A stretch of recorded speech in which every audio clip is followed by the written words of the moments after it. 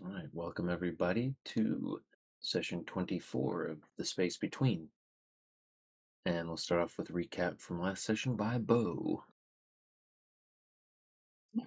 So, recap. A fella forgets how good food is till he ain't got none for a few days. And forgets how good silence is till he's locked in ATV full of yap traps. Nice to be back in my own room. Mine, huh? What do you know? Unable to transcribe audio. No discernible words detected. Please refrain from eating during audio transcription. I almost forgot I was recording. Grabbing that second burger was too good to pass up. Plane went off without a hitch. We returned Sarah Lloyd's old ATV, sans some structural integrity and plus few bullet holes. Rental folks got miffed and threatened not rent to us no more if we returned another one messed up. We can't help that some dummies wanted to take some pot shots at us. Eve rigged up some dummies in a new rental car to fool the dummies staking out our ship. Jerry and Zeke grabbed some food while Pete and me helped her work. Old Cherimoya decided to drive like we had a 5-star bounty to test out the remote control driving. These dummies watching for us took the bait, though, letting us teleport onto the Swallowtail while Cherry led them on a merry chase. Everyone working together for a quick takeoff.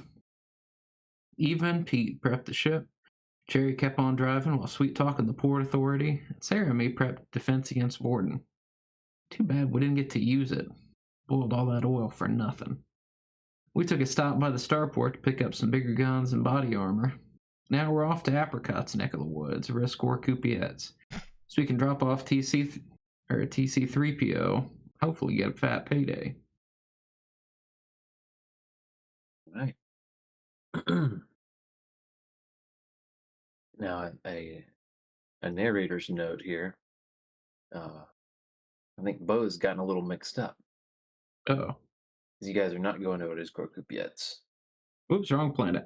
Oh, hey, Nuda. Yes. It's okay, though. Rip. I'd be amazed if Bo had paid close enough attention to know the difference between the two places. Well, no, I guess I say that. Has he been to Loenudab before? Mm-hmm. Okay. Yeah, so yeah, this will be a fun revisiting. This time with a native in tow. Uh, all right, so we've hand waved, kind of skimmed over the shopping trip at the space station, and you guys are headed out the edge of the system to initiate a spike drill. Mm-hmm. And I don't uh, believe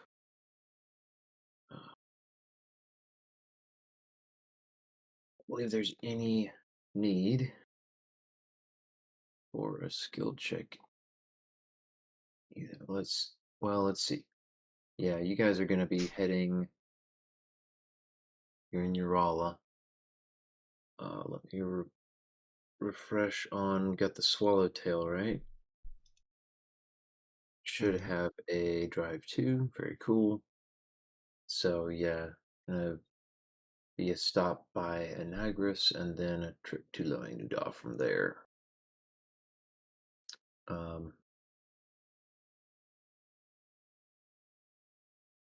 But neither of those will require any skill check because you've got a pilot with Starfarer.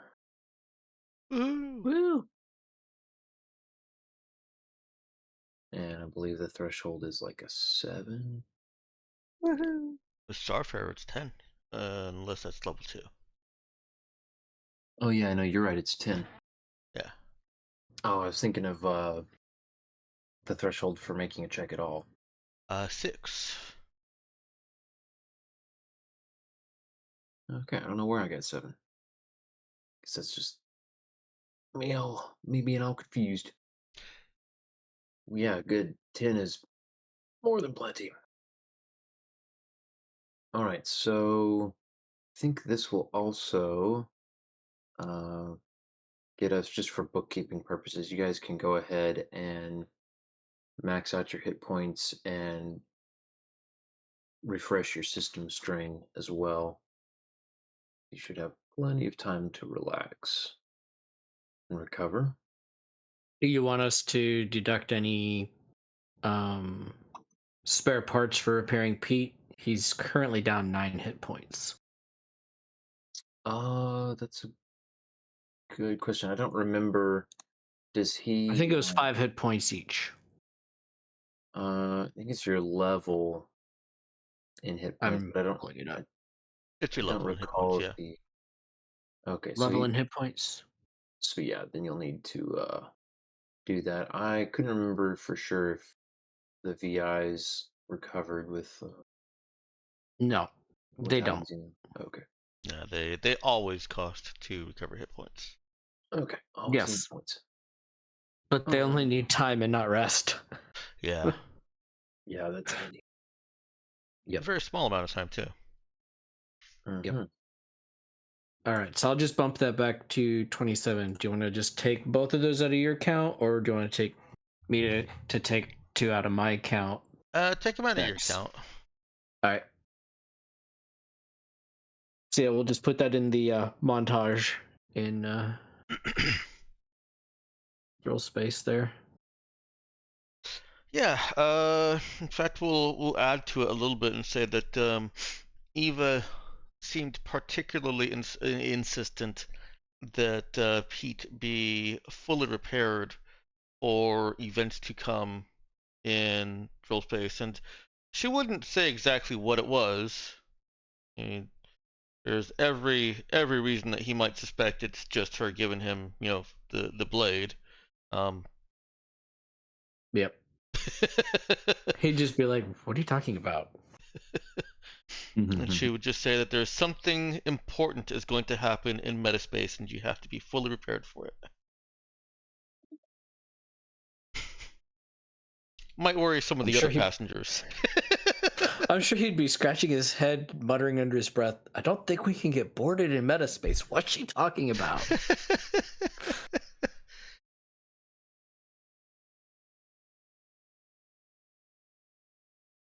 And if nobody else has anything that they want to do before that, because it's going to take her a couple days to finish it, I believe. She only had a few days to work on it before we landed, and I think she's got like 3 or 4 days left. That sound right, Okay. about right, Ben? Yeah, more or less. We hadn't tracked that anywhere that I know of. Yeah. It's mostly Yeah, just it hasn't been long enough, Ben.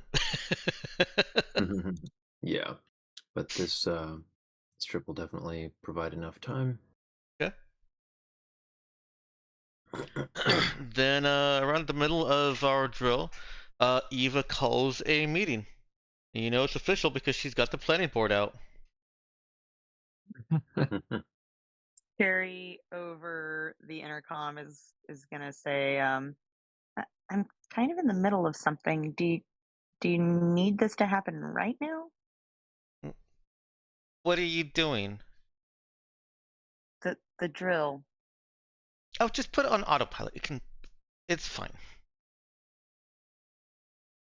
I'm gonna imagine that even in the cockpit, it's very obvious that this is a pieced together ship, and so there's gonna be, I'm gonna say, and you can correct me if I'm wrong, there's a couple buttons that say autopilot, and then it's scratched out, and then a sticky note put over a separate button that says autopilot. Yeah. And then it says in parentheses underneath it, for real, 100%. Yeah, I'll go with that. And I'd say Cherry would know that you can't just put it on autopilot while you're in metaspace. Oh, do you run always that differently, requires- Ben? I may be operating under a different assumption. Oh yeah. Yeah, unless I'm remembering incorrectly, I'm fairly certain that the default assumption is that It requires somebody manning the thing at all times. That's why ships have you know, that's the main reason why like a frigate-sized ship or whatever tends to have a minimum crew count of 3, just so you can swap out. Um, No, Free Merchant has a minimum crew of 1. is it really a minimum of 1? I think so. Yeah. Good That's for right. your solo RPG. Yeah, pretty much. Yeah. I Okay. think Yeah. No. It says here in the crew. That's what I was operating. Yeah. It's theoretically possible for a lone crewman to make a successful spike drill. The constant vigilance and wakefulness required mandates the use of heavy pharmaceuticals and great desperation. That's what I was thinking. It's here popping like Panzer chocolates or something. Yeah. Yeah. Exactly. I'd always taken it more as you just need somebody that's alert and around rather than constantly at the pilot seat. But like I said, that's my assumption, not necessarily your setting. Got you. Yeah. The way I run it is that somebody has to be, sitting at the controls, keeping it steady. Basically, the complicated navigation part has already been calculated, but it does require someone to, keep the steering wheel straight and navigate around any unexpected, unforeseen little turbulences in the. Okay, so No, follow-up question to that then, does it have to be a pilot? Or is it just no, pretty much anyone that has eyes and can see? no. It just takes someone who can, sit there and man the wheel. Okay. Then instead, Eva responds, Sarah can sit there for a minute. Sarah chimes in on the comms. Oh, she can she? Just don't touch anything. Unless you have to, and then calls Cherry. Oh. Sarah Lloyd is also busy. Could you Bo like chimes in on the comms. come in here or like No, it's wait until after this?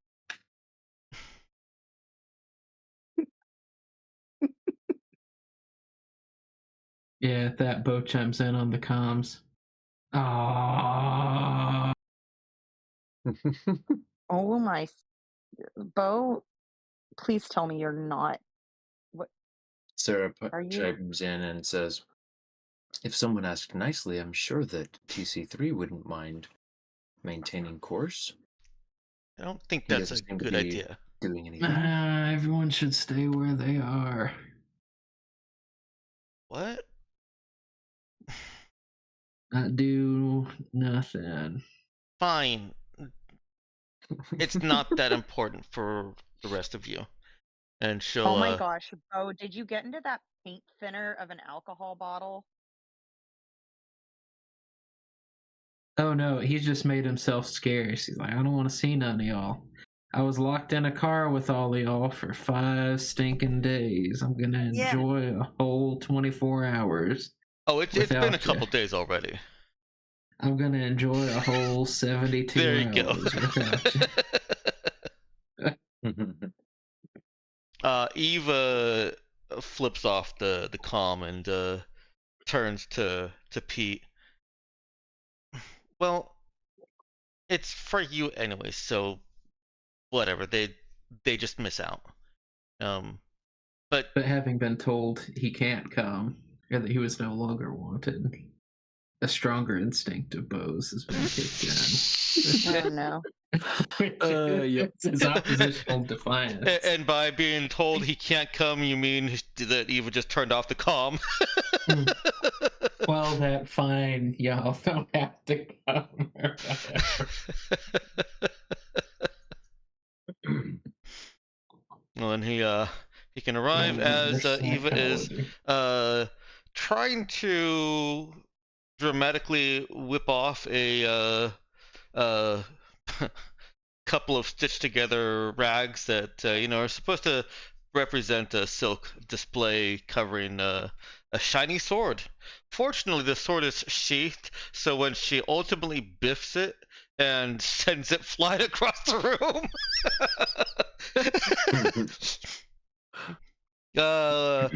Let's say it flies across the room towards over her head and towards Pete. Does he catch it? Yeah, Pete would catch it. Reeks. Be like, careful there. Uh, Glad yeah, you left this thing in its sheath. You might have lost the hand. it's very sharp. It's sharper than anything Bo has. I tested it. Bo, you might have some new nicks in some of your knives. What? It's very sharp. Huh, wow. She looks over at Okay. Pete, eyes alight. Thank you. Do you like it? Yes, thank you. Big old He'll smile. unsheath it and take a look. Yeah. So, Well, I would have showed up to the meeting if you'd said you were handing out weapons. shouldn't have to say why. Well, go on, where's mine? Well, I didn't know you well enough.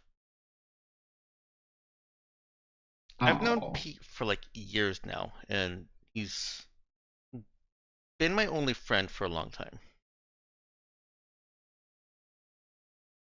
Well, thank you, Eva.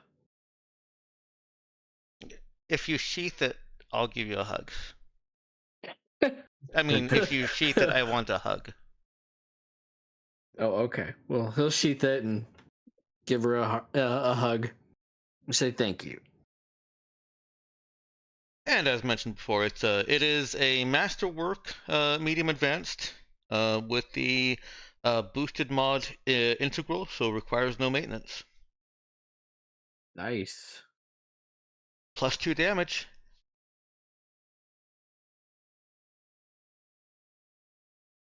That is pretty sweet. So medium advanced +2 damage. Mhm. So it'd be 1d8 +2. Beliefs. No. Or +3. +3. Medium advanced already has a +1. So yeah, this adds +2 on top of that. I'll adjust my existing sword for it. Yeah.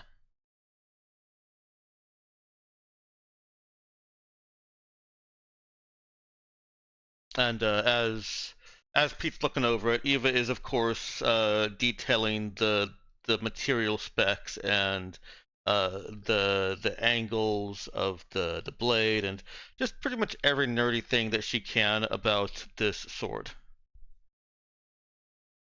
Well, Pete will be very appreciative and be checking it out.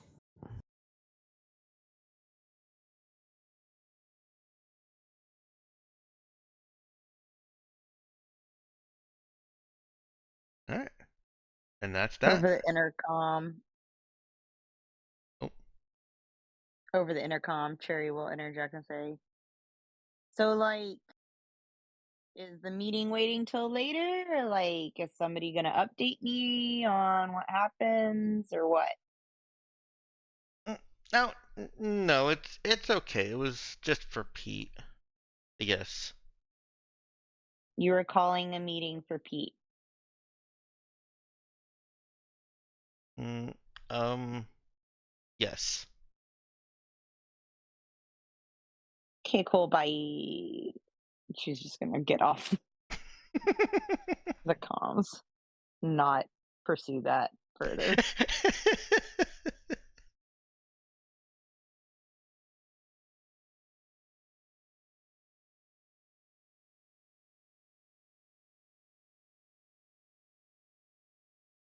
All Well, right. thank you, Eva. You're welcome, Pete. Now I need to come up with a name for it. I didn't want to name it for you. I thought that would be personal to you. I hope you don't have to use it, but it seems like we're probably going in that direction. Yeah, probably. Bo, what's your favorite gun?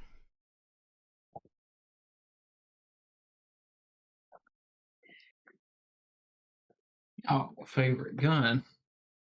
We hear that's probably like asking you about your favorite fact about nematodes or something.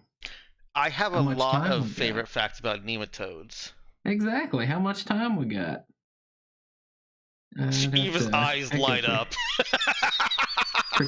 not about the nematodes. Oh. Bait and switch. We can talk about I all the guess guns it's too. hard to. I've learned a lot since I worked on Sarah's guns. It is hard to beat an old pistol. You can get those most places. Able to tuck them inside the lining of my jacket, so if anybody doesn't want you carrying in a side piece, you can still sneak one in. I guess I always did want one of them fancy old magnetized ones. Yeah, Ben, what would your ruling be on Eva getting designs to be able to make something like a mag pistol? Or does she has her ongoing and constant research enough that she already could? Oh, let's see. You got a workshop on the. Oh no, you don't have a workshop on the ship. We do have a workshop on the ship. That was one of the defining caveats of the ship, is that it has to have a workshop. Yeah, Oh, I thought. okay. Well, Yeah, I'm pretty sure we. Okay, it didn't get added on the. yeah, Eva wouldn't Weird, how buy did a that- non-workshop chip. Okay, maybe Yeah. I'm the only one who can do it, and I just didn't do it. Okay, yeah, if it's got a workshop, and she's already gotten the tools and the experience required to make a sword. Yeah, I think it's reasonable to say that she'd have the blueprints somewhere for mag weaponry now. Okay. Yeah, the only real concern being, where she, wherever she goes, making sure that she's allowed to, that somebody's allowed to carry that. But yeah, no, you got the facilities to do your own little portable weapons shop. Okay. Bo starts talking about the magnetized pistols, and Eva's eyes light up again. She is excited by the prospect of playing with magnets, for one. She loves playing with magnets.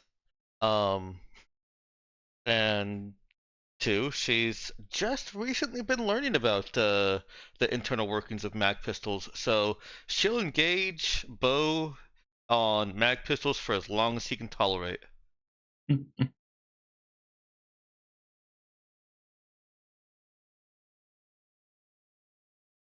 Oh yeah, so he's always willing to talk guns, so I don't know, maybe found the perfect storm.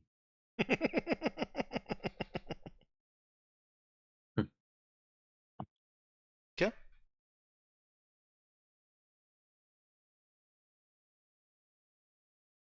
Yeah, should gonna see to some things around the ship for now. But she'll start working on it later. Um, and of course, kind of keep peeking in on Pete to see if he's admiring his new sword.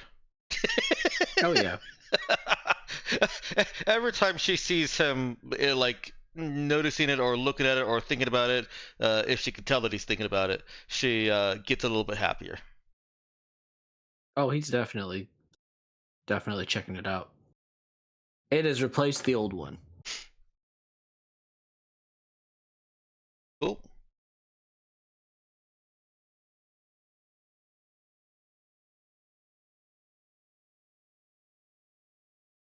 Oh, we know where Eva is spending more of her money. I don't think she can Right. make the mag pistol masterwork though. I was gonna say that it's quite an increase in the cost, as I recall. 10 times. Yeah, the sword, because its base cost was low, Right. Yeah. but mag pistol would be 4,000 for masterwork. Yeah. Yeah. Even building see, that's the cost could definitely be an issue. Because I think even building a normal one costs more than the typical price. Mhm. Um. Yeah, it's twice as much. Okay. Yeah. As long as you're good with that. Yep. Yep. Um, she'll probably put a mod in it too, though. Just one that Bo has to uh maintain. Yeah. Okay, ship character sheet is updated fully. Okay. Ethan, let me know what mod you want, and keep in mind that Eva has Tinker too. So as long as Ben allows it, she can make mods that require up to one pre-tech component without using the pre-tech component. Fancy.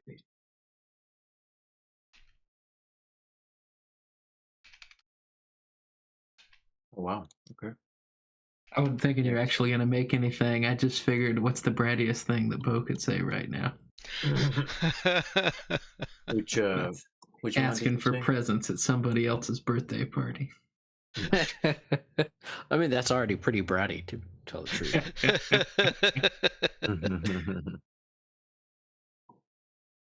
Dex, I didn't quite catch which mod you said you were gonna do. Oh, that was asking Ethan to think up one. Oh, okay. Because you said as long as it was okay with the GM and something about a pre-tech component. Yeah, yeah. So like, um,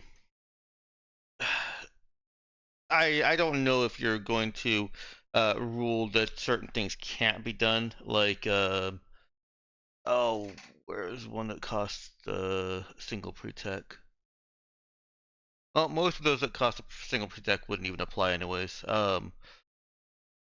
Polymorphic blending is armor only, and infinite power is energy weapons. So, never mind. The Yeah, I others mean, that cost components cost too. I was gonna say I'm generally fine with the mods unless there's some kind of strange edge case I hadn't considered. Mm-hmm. Okay.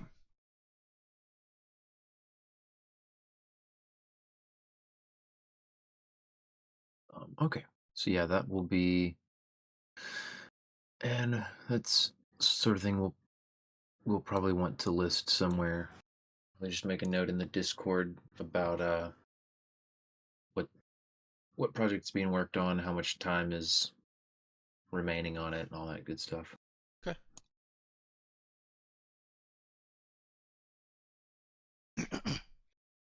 Possibly put it in funds because it's going to cost money anyways. Hmm. Yeah, I think that would be a fine place for it.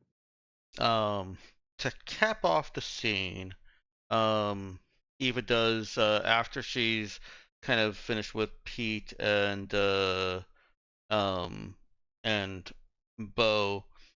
I take it back. She doesn't talk Bo's ear off about the mag stuff. She does want to. She's got some things, but over the course of the drill, she'll continue to you know pick at him with about that. Um, but shortly after this non-meeting, she comes back. She goes to the cockpit in high spirits and just starts telling Cherry what happened.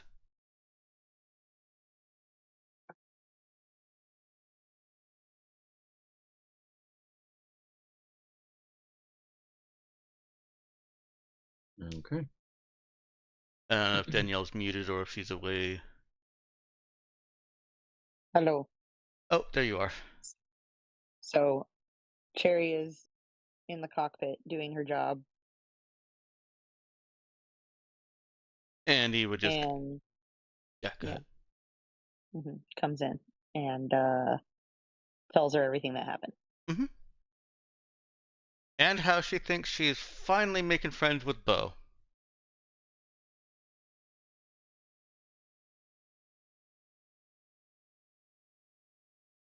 Oh, well, good for you. That sounds like really great. Why are you making Bo another gun? She tells Cherry how much better mag weaponry is. Oh no. Oh, that was a trap. da I walked right into that one. da da.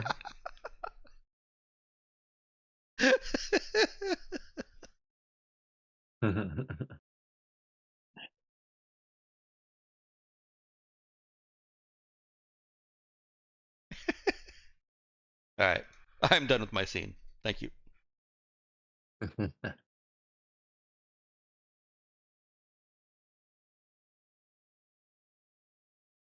Well, Cherry would have felt like she had been hoodwinked.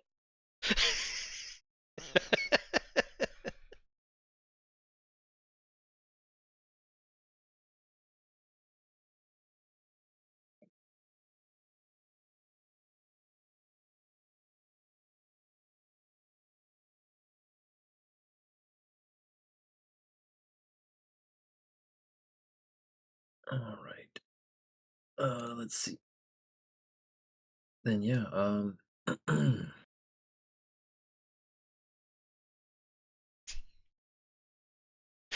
the both spike drills, I want to say,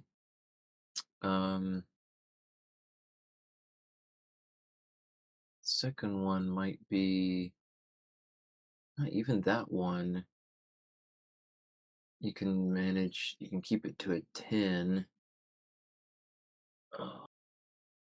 while still trimming the course. So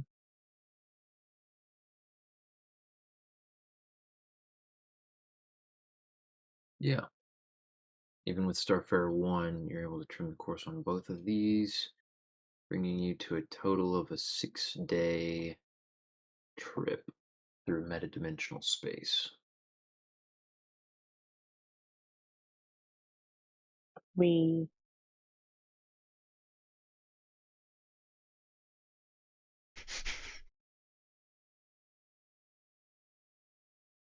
Righty. And brings you guys screeching back into real space. Screeching. Inside's all shuffling, and Please tell me we're not trailing smoke. Cherry found a way to burn out in space.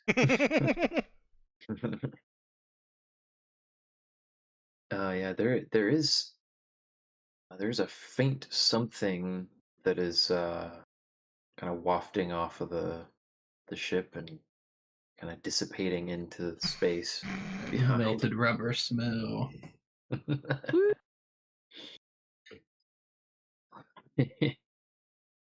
you you can all faintly smell something like burnt toast,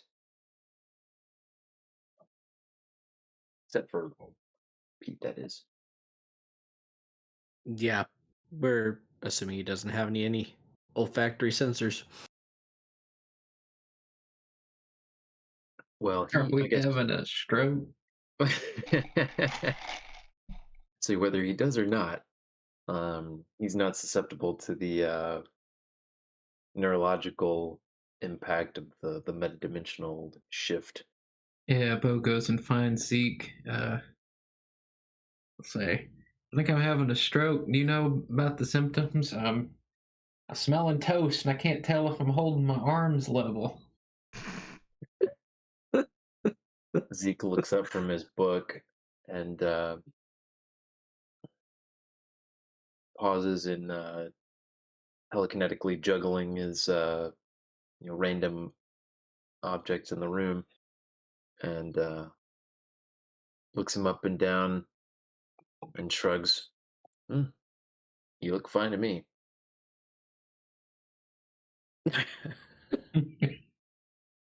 Just brimming with confidence now. Uh, he asks, "Did you want me to do something?" Kind of wiggles fingers at him. I don't know. You seem like you know about stuff. "Oh, I do." And if I asked Eva, I don't know, probably of the whole medical history, neurology. Mm. She seems to have a blind spot about whatever she's done to this ship. Mm. Oh, so you smelled toast too, so it's another one of them things.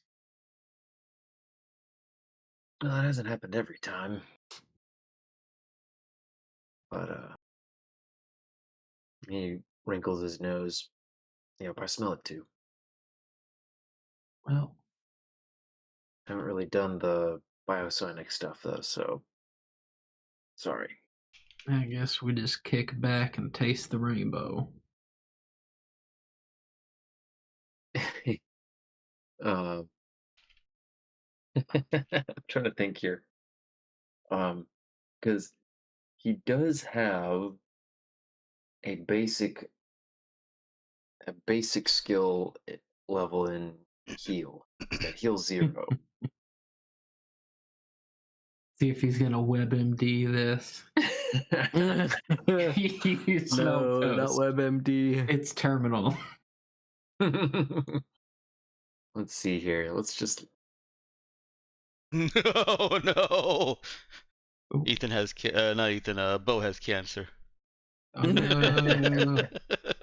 he gives you a thoughtful look and says, "Yeah, come in here for a minute." And sets down the book and also sets down the floating household objects and goes over to Bo, has him do several things, holding his arms out straight to the sides and bending down to try to touch his toes and puts him through a few different things and pulls out, let's see, does he have, no, he does not. Does anybody in the crew have a bio whatever it is, bioscanner? It's a bioscanner. He does not. I just got a survey scanner. Got a Lazarus patch. I can bring it back. From whatever Zeke tries. Right. Okay. All right, then I think, yeah, he's gonna mutter to both. If only I had a bioscanner. Yeah, the survey scanner, that's practically the same thing, isn't it? And he brightens up. Yeah, let me see that thing. Oh no. And It turns out you have a bad case of topography. yeah. Oh boy. So Have a fatal case of geology there, man. let's see. What's that? That's one of these. Okay, so he does take it. He takes a step back, fiddles with a couple things and tries using it on Bo, and then shakes his head. No, this isn't gonna do it. Well, it was worth a shot anyway, and turns it off, hands it back. He crosses his arms, says, "Well, not much I can tell you without better tools, so just hang in there and drink plenty of fluids. take your vitamins.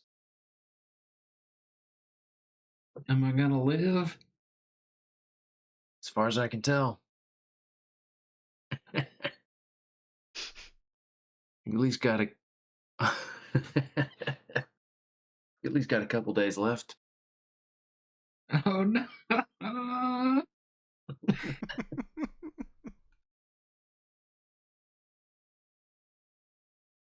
That wasn't a vision or anything.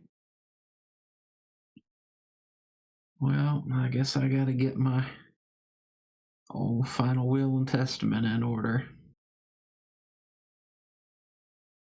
See if anybody on the ship's a notary. He tries a couple times, like open his mouth and like he's gonna say something, and then just shuts it again.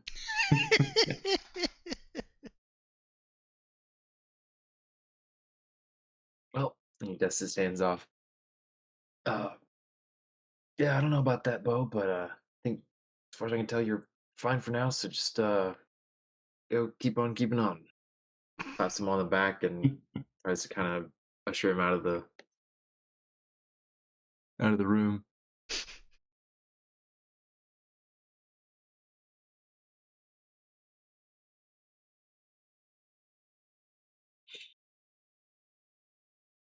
If anyone runs into Bo, he's heading towards the kitchen and he's gonna down the bottle of Flintstone vitamins in there. Oh no.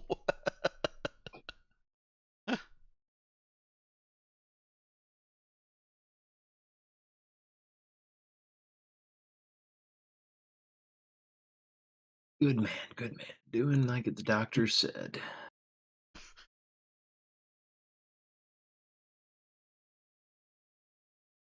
All right. Let's see. Anything else before we arrive on Luinoda?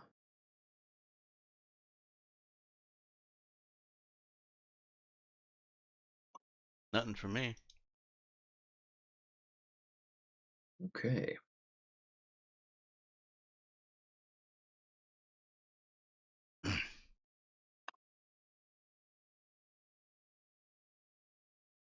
Then, without further ado,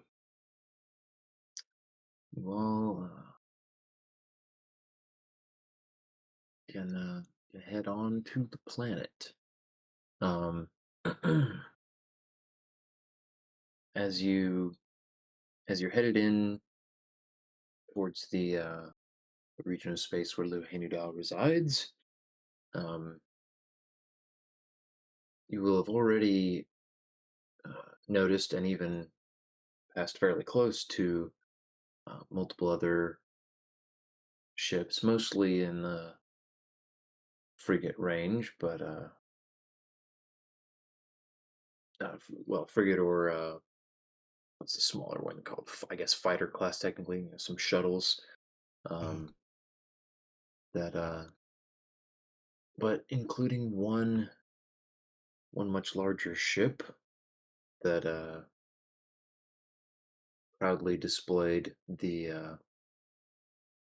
Anagran insignia and broadcast its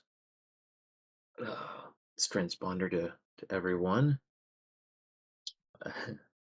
warning anyone against approaching too close. Hmm. And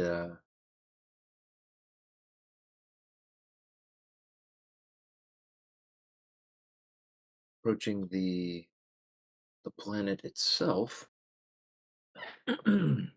Balinuda itself is situated at a gas giant, but it's actually on a small moon orbiting said gas giant, um, and you catch a glimpse of the city from quite a distance as it reflects light from the sun.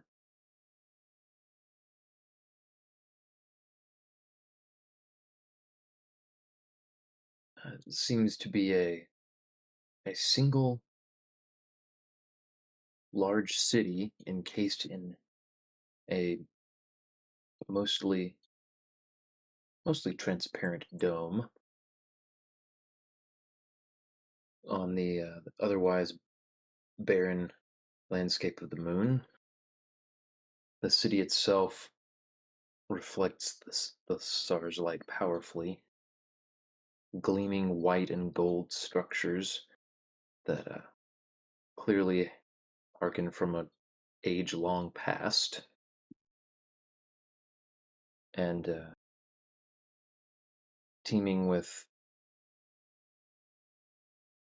uh, some sorts of grab cars bustling all around the city at various elevations, all glinting in the light. And as you make the final approach, other vibrant colors of neon, yeah, neon signs, moving pictures on billboards, overgrown, lush plant life on the sides of buildings, in on walkways, in the thoroughfares. This place is just lush is a good general descriptor.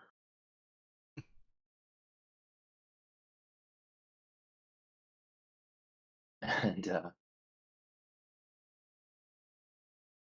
you take note of the absence of any starport, or sorry, space station orbiting the moon. Um, the moon itself, out on the outskirts of the encased city,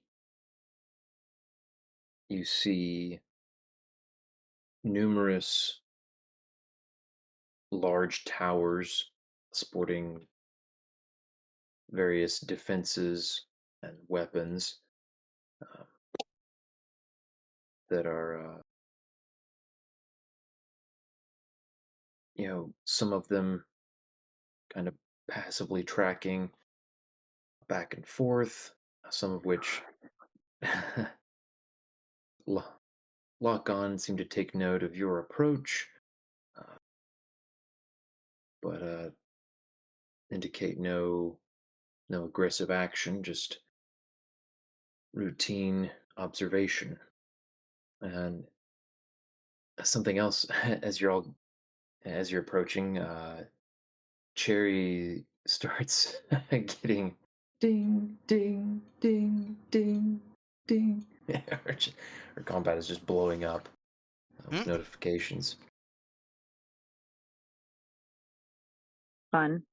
And you can see that there are multiple spaceports surrounding the city, and they all kind of intersect with the edges of the bubble, but are outside it, um, and seem to extend uh, some significant way down into the surface of the moon, and have significant empty space for any and all visitors. You're directed by a pair of small, almost traffic control shuttles that basically just guide you down into the starport, into one of the empty hangar bays. And as you're following the little guidance shuttles, you get a voice coming over your comms welcoming you to La Nuda. And if I'm recalling correctly, someone correct me if I'm wrong here, you had sent word ahead to feel out the Loeanudanian leadership on the whole TC3 situation, correct? Sounds familiar.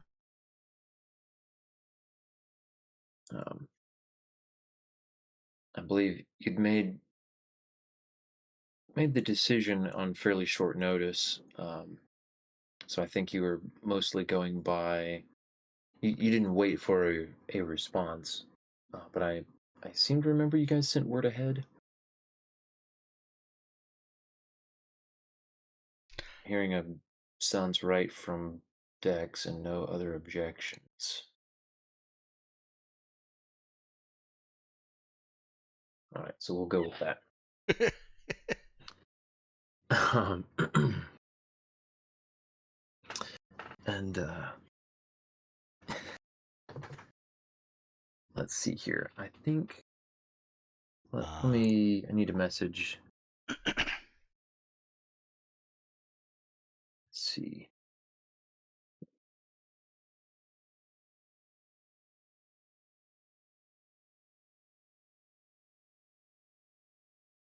Let's see. Okay, we'll come back to. There'll be a more specific message that you get in a minute, but for now, you're instructed to land, and that they've been expecting you, and that there's a transport waiting to bring you into the city. Oh. Wasn't actually expecting them to be expecting us. Or at least not to that level. Yeah. Like, kind of a, yeah, you told us we were coming kind of thing, but not so much we've been expecting you. Which is absolutely the context in which I took that from Ben. Yeah, it was definitely a, hey, you sent word ahead, and we've been expecting you, or someone has been expecting you. Okay. Danielle, I sent you a message about something that I needed to clarify real quick before I said the wrong thing out loud.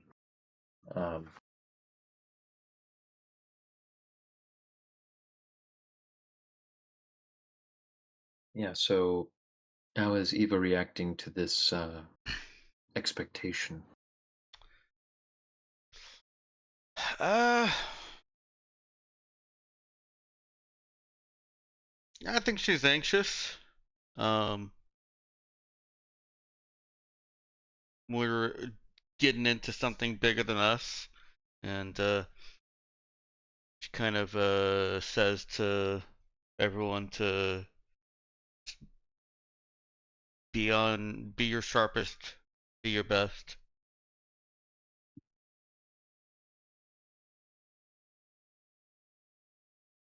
We don't People know. say, well, I don't want to cut anybody by accident, so maybe we should just be on our best instead of our sharpest. And then wink at you. Oh,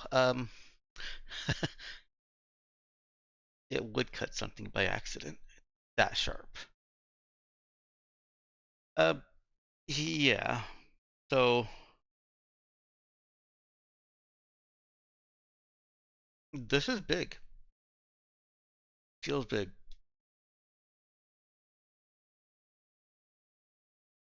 You ready for this, Sarah? I mean, Ms. Lloyd? She's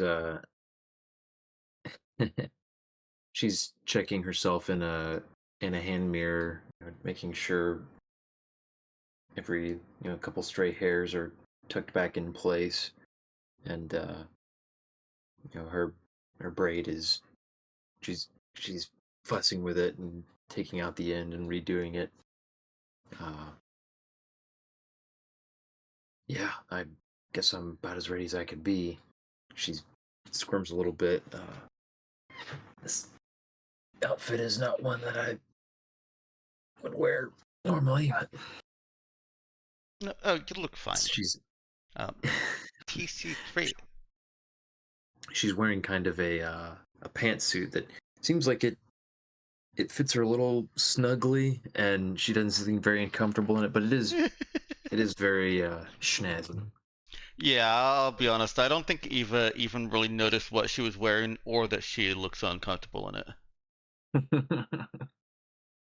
Should we maybe reinstall some of the modules that Eva had removed?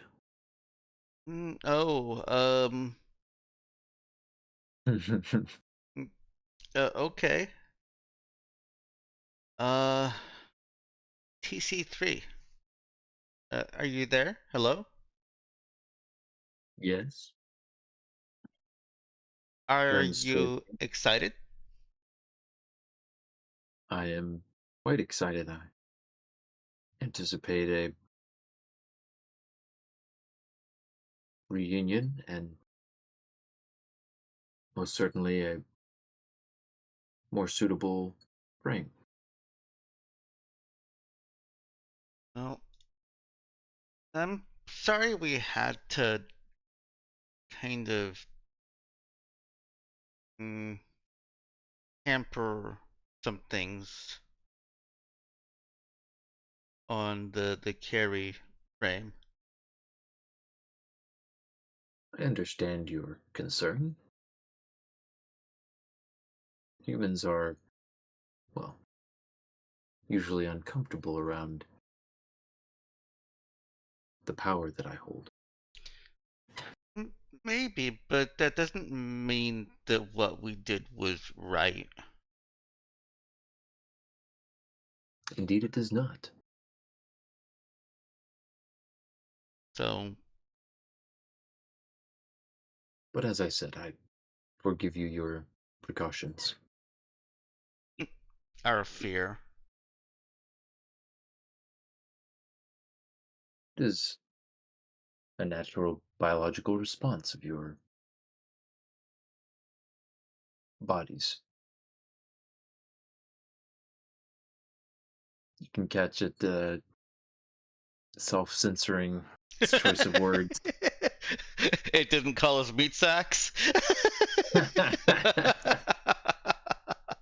Yeah, I was trying very hard not to say anything insulting.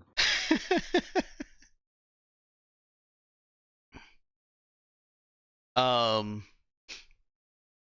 I guess Eva would confer with the crew if we feel comfortable with fully restoring Carrie, the crew, and Ms. Lloyd. He's going to be governing or contributing to the government of an entire world. I don't think Pete's worried now. Yeah. Better for the improvement in relations that way. Mm-hmm.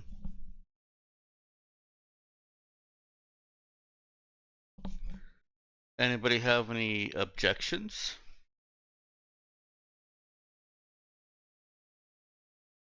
I don't think so.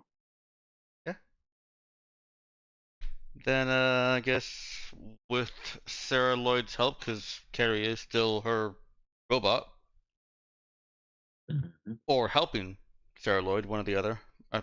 mhm. Um, restore TC Carrie back to full functionality. Alrighty.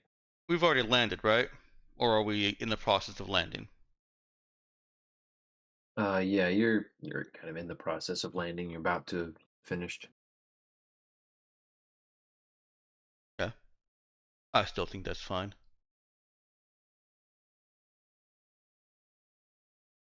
Okay.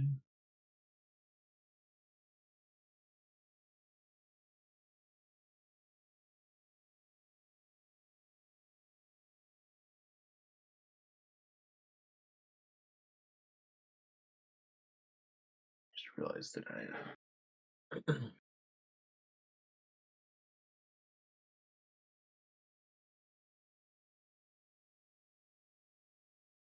Okay.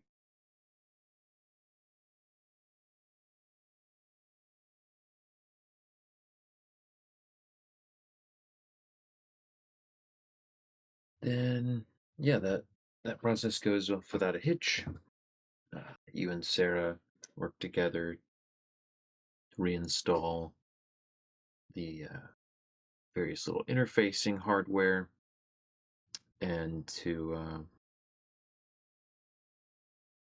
make little tweaks to the appendages, make them let them operate at their full range of motion and you know typical speed, which still is nothing spectacular, but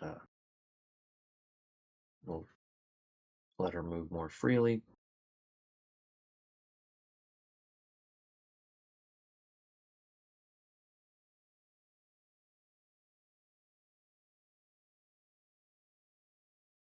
Alrighty.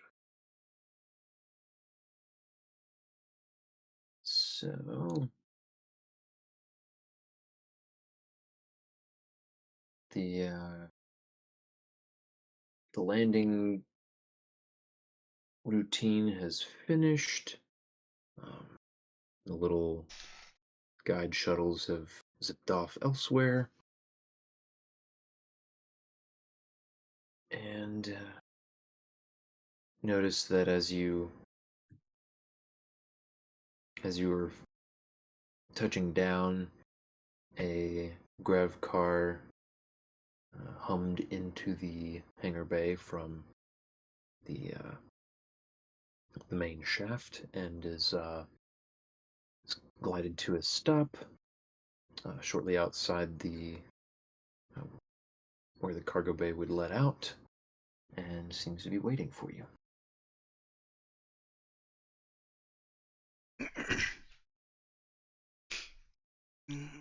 That's ominous. Y'all expecting anybody? Yes? Bo, have you been paying attention? We I sent you like 3 memos about this. Oh, those all go straight to my trash box. No, that's you can't do that. I'll flag them as Observe. important next time. Okay? I already set a rule to send all the flagged important emails and all the memo emails But straight to trash. those are important.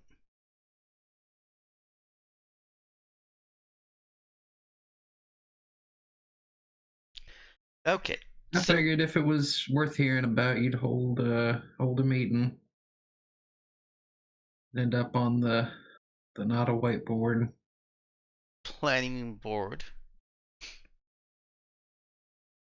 Well, okay, then yes, uh we're expected here, and we're expecting to be met, and that's what's meeting us. Is a grab car with blacked out windows.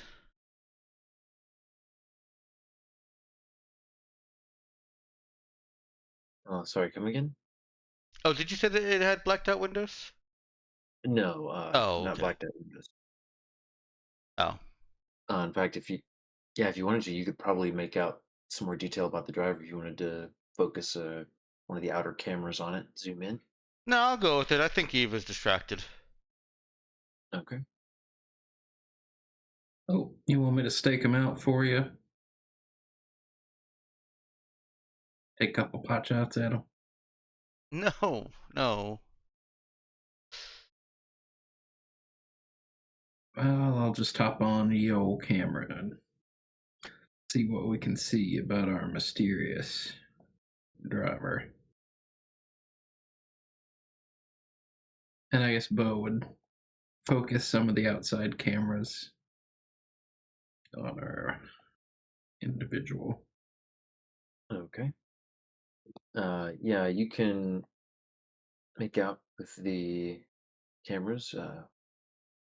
Looks like a single driver. The rest of the vehicle is empty.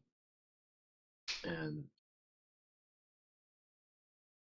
just what you can tell about the driver is, a man, upper middle aged, probably, well dressed and sitting calmly. Got there are lights. There are lights reflecting around in the, I guess, kind of in the front seat of the vehicle, and looks like he's got some around his face. He might have some sort of visor around. Hmm, interesting. Okay. Well, it's some old guy. Maybe like a butler or something. Oh, he's wearing some fancy pants visor, Hmm, glowing like the inside of old Cherry's computer. that that is the planet that we're on. Okay, everyone. Um, pack up the ship. We're disembarking. Man, I always forget how gaudy old Lohainu is. Cherry has had been she had disappeared pretty much as soon as the landing was finished and zipped off to her room. Okay.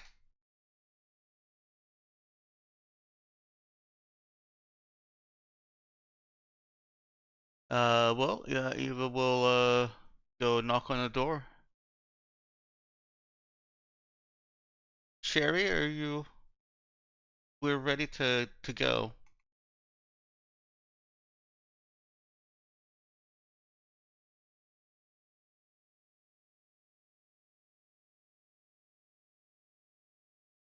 She's not going to hear a verbal response. She'll just hear what sounds like a lot of banging around inside.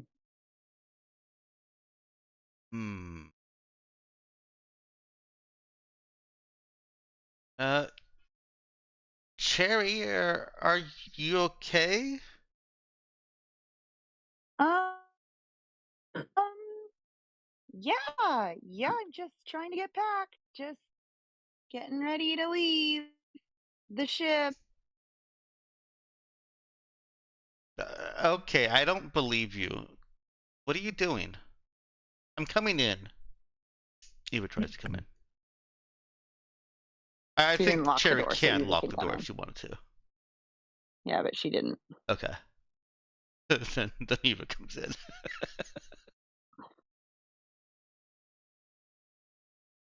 What is Cherry doing? She is throwing all her things into her bags, and she's desperately trying to look presentable. Oh, So she's going back and forth from going to the mirror and applying makeup of some sort to shoving things into suitcases or packing up compads. She looks mighty stressed. oh, Cherry, you look so pretty. What? Oh, yeah, thanks. Thank you. Yeah. Gotta put my best face on because we're back here. Because your face is your blade. Yes. Um. So. What? Eva doesn't even respond to the what. By the way, how old is Eva again? um. I Had had you decided? I don't remember though. Hang on. Ah, dang, this character sheet doesn't have a spot for it. If the character sheet had a spot for it, I would have filled it in. Um, I think we figured out she was like 20-ish. 20-ish? Okay. Yeah, does that sound right, Ben, for her level of education? Well, I was gonna say mid-20s if I had to ballpark it. I think that's actually more right. Yeah, I think she was. Let's just go 24. Yeah, there's a dash of, prodigy kind of Oh, um, I put her at 22. ability to absorb stuff, but then the sheer number of various subjects that she's studied Hmm. significantly, makes giving a couple extra years to pad it out feel a little bit more believable. Yeah, I think I'd put her at 22, if that's Okay. not too young for your view of the situation. I'll No, allow no, it. you're totally fine. All right, yeah, yeah, she's just approaching 23. Okay.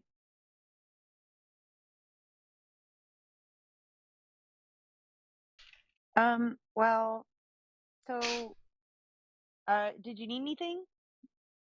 Uh, no, I just wanted to tell you that we're ready to go now. Do you need help?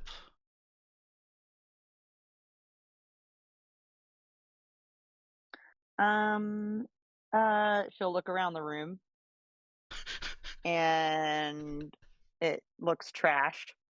And yeah, I do actually. Okay, I can help you. You don't have to Great. take. And then she's gonna shove all the tech towards Eva, Okay. and she's gonna grab her shoulders and say, look at me and take me very seriously. I want you to treat these pieces of tech like they are your babies. These are those grungy, grimy tools that are in your workshop and your bed sheets. Uh-huh. Do not hurt them. Okay. Okay, thanks, bye. And then she's gonna just grab clothes she'd laid out on her bed and rush into the bathroom to change and leave Eva to pack up the tech. Yeah, Eva will organize and pack up the tech. Mm. She Eh, trusted Eva to do that more than packing her clothes. oh yeah, absolutely. She doesn't want grease stains on her clothes after all. Oh, that's true. I hadn't thought about that. Eva is fairly cleaned up right now. That's good. All right, when Cherry comes back out, she has managed to finish her makeup and she has a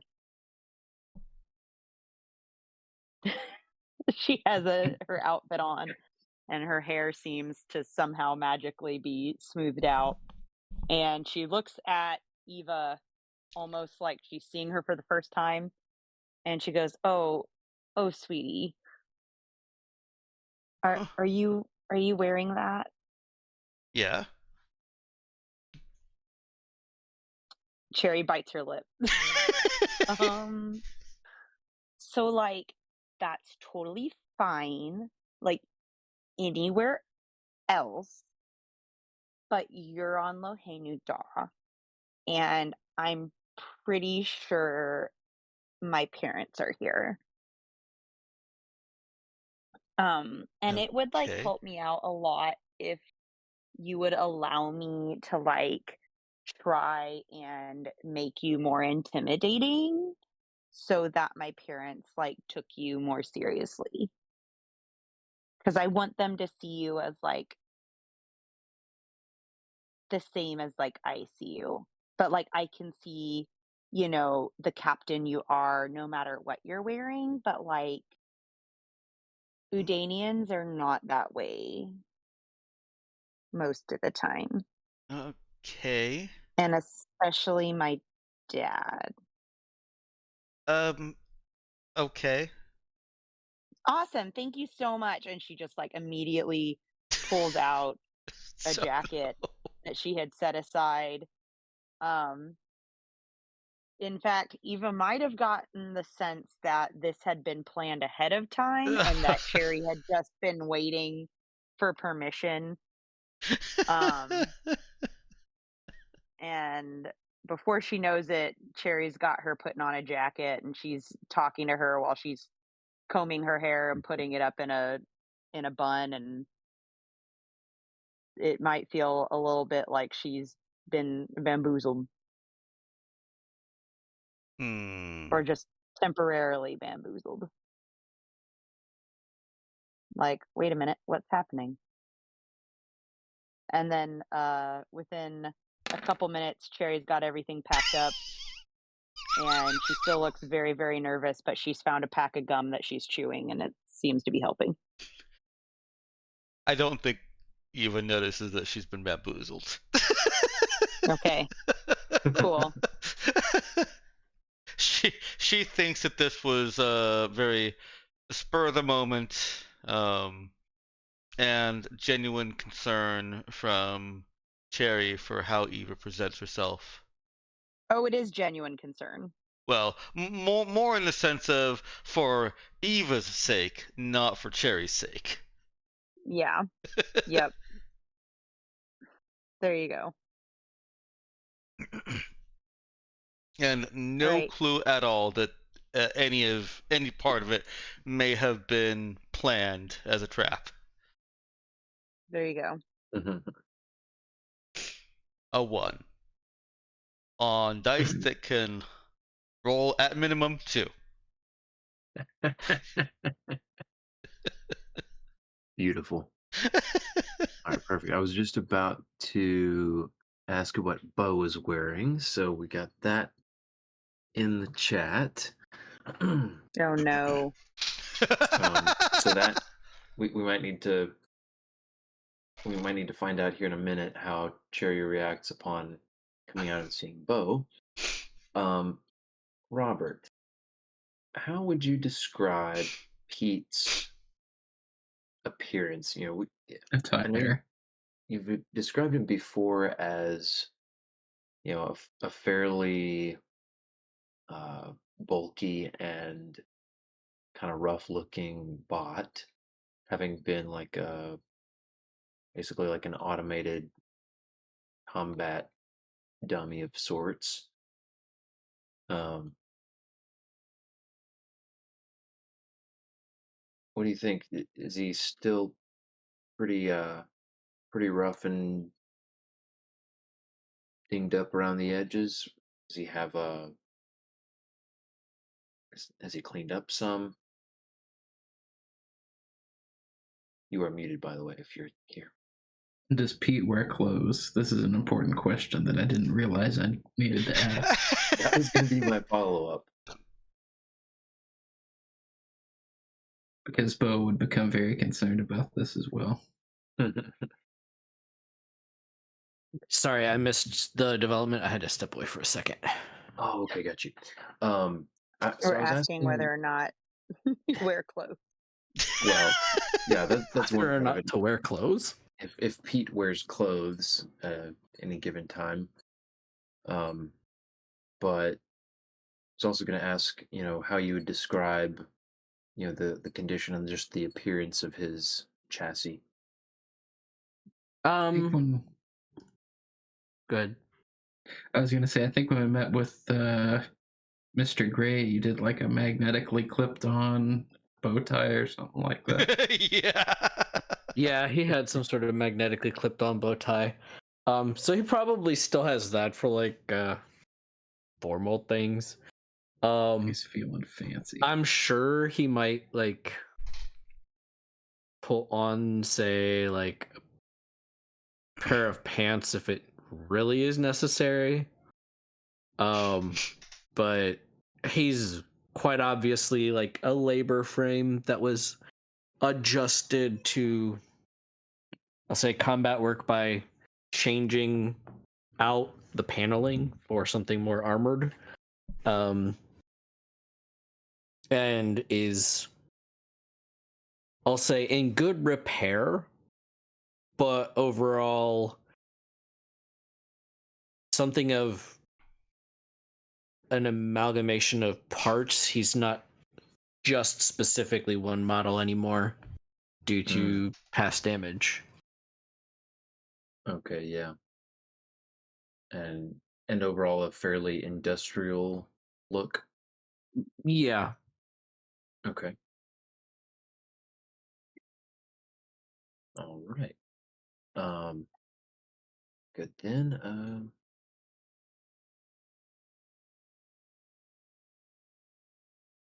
Then I think we're about ready.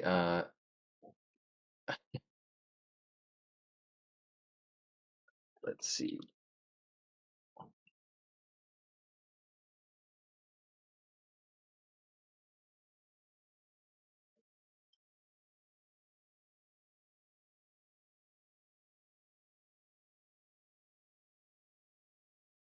All right. Yeah, I think we're about ready for Terry to come out and be the last one. Everybody else is gathered in the cargo bay, I guess, getting ready Um, to. Hmm? so what would Cherry see when she sees Bo? You want to Oh, describe it, Ethan? yeah. So from the roll 20, he's wearing. I mean, he's cleaned up, but it's basically his regular, like, everyday outfit that he's wearing: his jacket, ripped jeans, and his favorite perturbation at the dance hall band tee. Mm, gotcha. That's how you know he's feeling fancy. He broke out the favorite band tee. Mm. Think Cherry would consider that not her problem. Like that is too far outside of my ability to. Outside of my pay grade. Yeah. Yes, we'd established he does have, like, an off-the-shelf, like, bought it at TJ Maxx space equivalent suit, and he wore that for Mr. Gray. But yes, short of someone telling him that he needs to wear that suit, he would probably have not gotten in that suit and whatnot. So basically, my thing is that like Lohain Udan culture, Udanians are very big about when you see the world sees you, and very big about their image. And with Eva being her captain, essentially, um, Cherry just wanted to make sure that that didn't reflect poorly on her, especially with her dad. Yeah, the captain's more a reflection of you as opposed to, I guess, like a coworker. Mm-hmm. Right. That makes sense. Or if they're like, who's the henchman? Hmm. Yeah, that guy, he just fires the guns, but that woman over there, the one with all the grease stains, she's telling you what to do? Yeah. Yeah. Maybe they'll appreciate my refined taste in music. Oh no. Mhm. All right. Yeah, I guess it hasn't come up a lot before, and so I've been fine with it. But I'm curious if you guys have any thoughts about what would fit. Lohannudanian is quite a mouthful as an adjective. You know, I'm still lobbying for Lohanian Udanian. Lohannudanian. Boo, no. Eh. Although, uh, A for effort. Uh, I'd considered just taking the first word and turning that into the adjective. Maybe Lohaney or Lohanian, something like I know a lot of countries that end in a consonant just add an I to the end of it for the adjective form. You probably get away with the Udanians. Yeah. Oh, just taking the second one, just do Udanian. Mm-hmm. Not as fun as Lohanian Udanian, but I'll allow it. Somewhat less of the mouthful. It needs to be the most mouthful. Lohannudanian. Yeah, yeah. Udanian. Lohannudanian. Or you, Danny. Udani. Udini. The more I think about it too, I don't know that Pete would actually pull on a pair of pants for this. They're used to robots, and so the Oh, sort yeah. of magnetic tie is enough of a nod to his, I'll say, personhood, so to speak. Hmm. Bo's commenting on that. I said, I just now realized you only ever wear like hats or ties. You just put on like haberdashery, and that's only on fancy occasions. Rest of the time, you've been walking around buck naked. Well, it's not like I have parts that aren't hidden by armor, so armor serves as clothes for me, Bo. I just Oh, have no. built-in clothes, unlike you. I feel like that's recontextualized our whole relationship. Aren't you being a little oversensitive? Are you being a little nude for this conversation?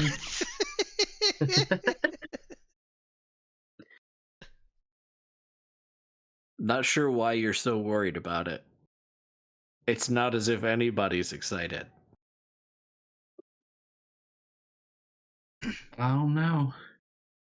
Did we The only confirm reason you're worried TC3 about it, lady robot? the only reason you're concerned about it is because I claim and act like a person. If you saw a worker bot walking by looking like me, you wouldn't look twice. Well, yeah, they don't need pants because they ain't peoples. Peoples need pants. You may find it's a little different here, Pete. Oh, they're gonna call you a nudist too. I knew it. Pete will just look at Cherry and say, "How so?" Well, a lot of bots here will wear robes or decorative plates. Oh, I you don't go have on out anything there, like that. Petey. Let your freak flag fly. I don't have anything like that, though.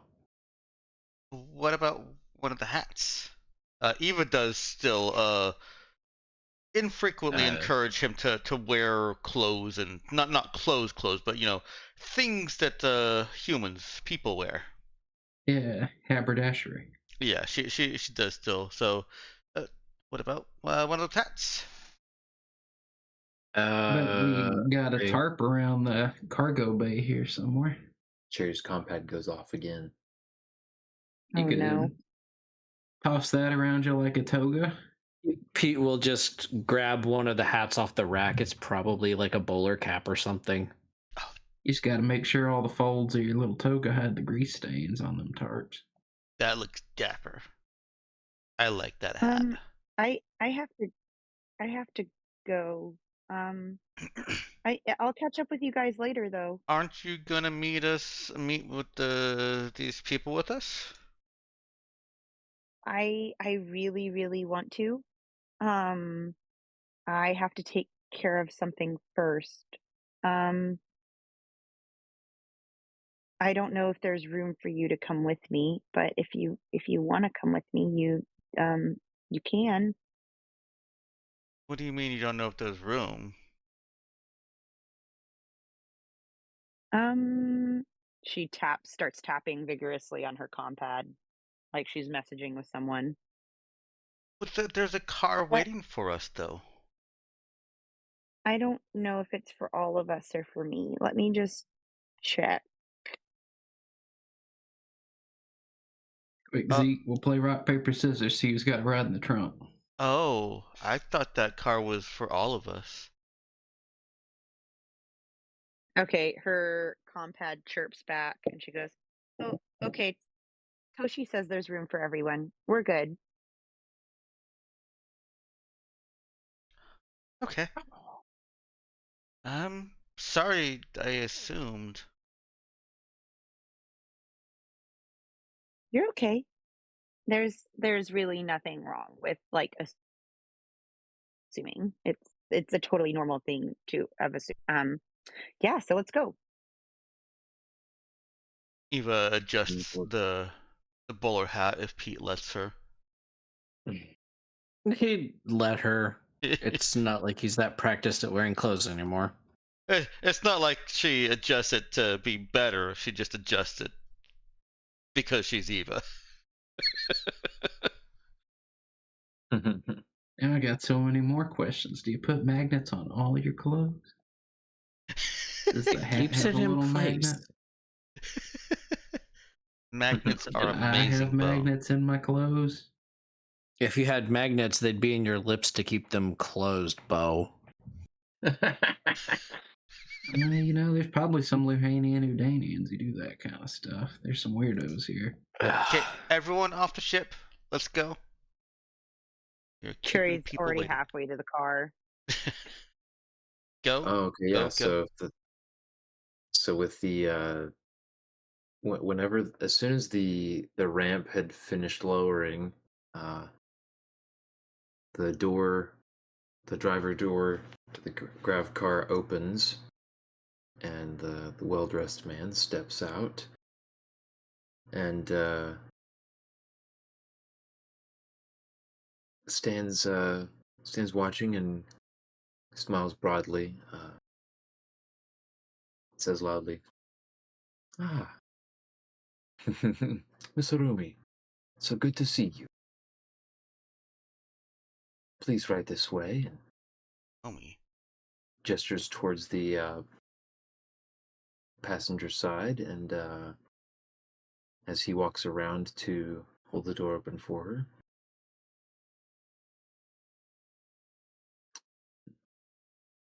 Is it morning or evening or like what time of day are we arriving in Lohanuda?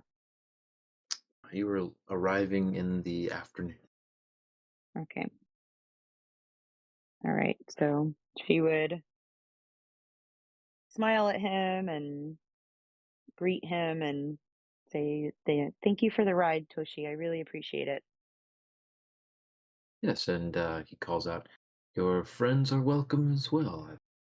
Your father is looking forward to meeting all of them. He received your She message." winces a little bit when he says that, but she nods. And he says quietly as she approaches, "Lovely as ever. Don't let him bother you about your hair." Oh no. Gives her a sweet smile and a little pat on the shoulder as she steps down into her seat. And he comes around the other side, and he goes ahead and opens the rear doors, and you notice now that this is kind of a limo configuration. Hmm? The back of the vehicle, it's got two doors that open out, and there's like there's a double, rows facing each other of seating in the back. Plenty of room for all of you. But he turns and is sizing each of you up, and says, "I welcome you all to Loenuda," and says, "Mr. Amarino Kikyu would appreciate your company, and if you would permit me, I can provide you with more formal attire if you would desire it." And he has kind of a leading tone to that last comment. Can I And ask real Mhm. quick? Did we make a big assumption that this car was was here to greet us because of TC3, and instead it's actually here because of Cherry, or are they combined? those are great questions. It seems like we assumed. It does seem like we assumed, yeah. Were we given no information in character? No, not anything specific yet. Okay, so the only thing that we know is that we were told we were expected. We know that Cherry sent word ahead about TC3, and now we're being met by someone who is well, was clearly expecting us and waiting for us, came for us, but also is very familiar with Cherry. This has become a family meeting thing. I think Eve was confused, and she,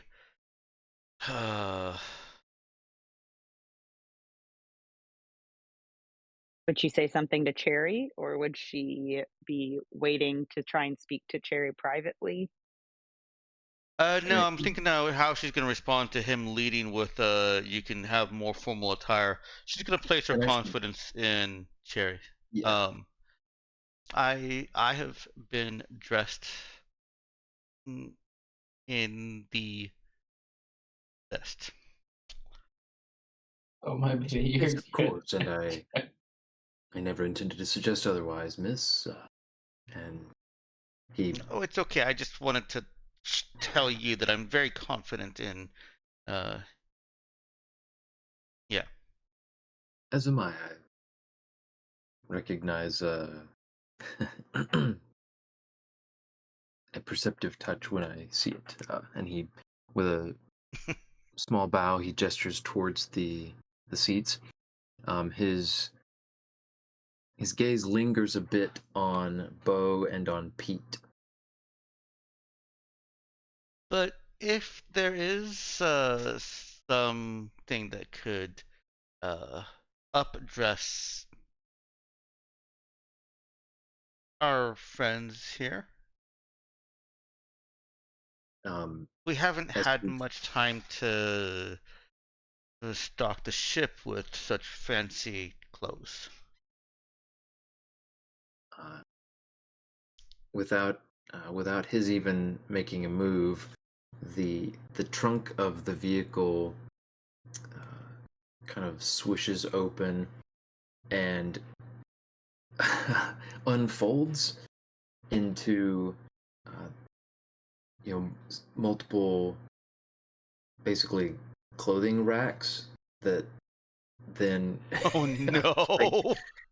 it's almost like a couple rows of like clothing racks just um not retract. There's whatever the opposite of retract is. I guess extend, extend out of the vehicle. And um he he walks uh he walks up to Pete, and for both he does this for both Pete and Bo. um he he just murmurs something like, "May I?" With his hands towards each of them, and waits for consent before Tell him you gotta doing buy me a anything drink first, Jeeves. else. This, well, refreshments await you in the vehicle. He will It's quite well said. uncomfortably say, "Okay." And so he he basically does just a little circle around each of them, just with light touches here and there, and you notice one of his pupils dilating and moving a lot more than it should in a normal human eye.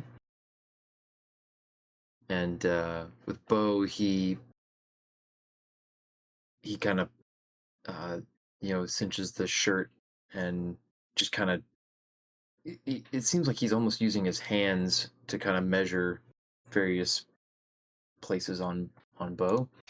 Then, with a little satisfied nod to himself, he walks to the back of the vehicle and sifts through the things. Comes down with a little formal shirt, suit, and pants combo for Bo, and hands it over to him. And then for Pete, he comes back with a fairly elaborate looking, slightly shimmering robe that has some magnetic clasps here and there to attach themselves and drape over his shoulders and wrap around and kind of conceal some of his uh, some of the parts, but really accentuate his size and frame, and don't necessarily tone him down, but complement.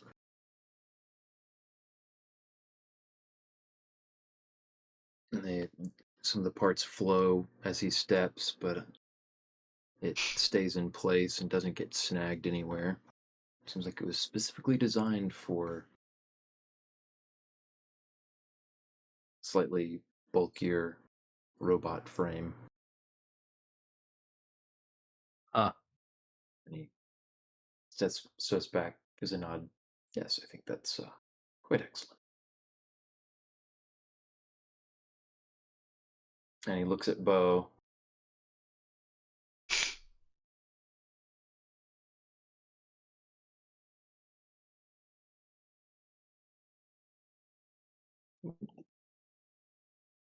Is Bo?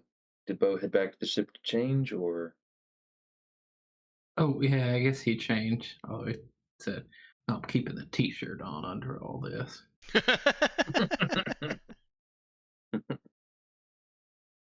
Yeah. Yeah, I'd say once he gets changed, he's the the new outfit fits him much better than his TJ Maxx equivalent suit that he had purchased before, and made with some materials that move very nicely with him and fit him just right. He is snazzed up, complete with band tee concealed beneath, and yeah, inside the vehicle, the the seats are cushioned, they're climate controlled. Um, they've got little massage functions in them. There's a there's a built-in cooler with various beverages and vehicle-friendly cups and glasses. Um, and there are even a couple of bought vintages.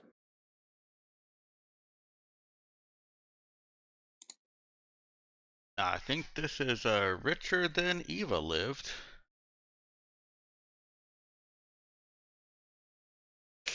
And I was so, wondering. yeah, I was trying to figure out if she was on this level or below it, and I don't want to pin down what her parents' level of wealth is. I believe that is for you, but whatever their level of wealth is, they didn't live like this.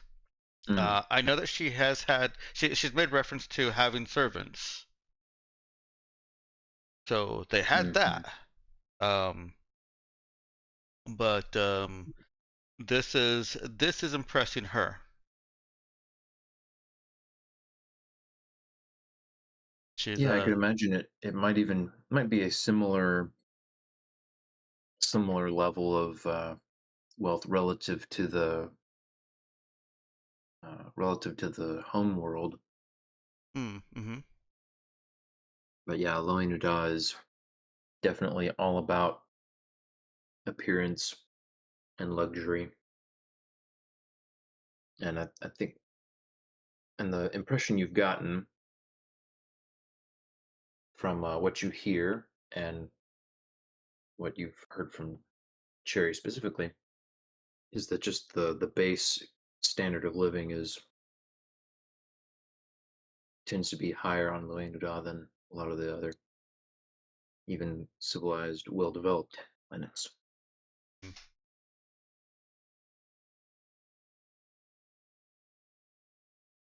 Yeah, she kind of looks over at Cherry. I could get used to this. Oh, I wouldn't recommend it. Mm,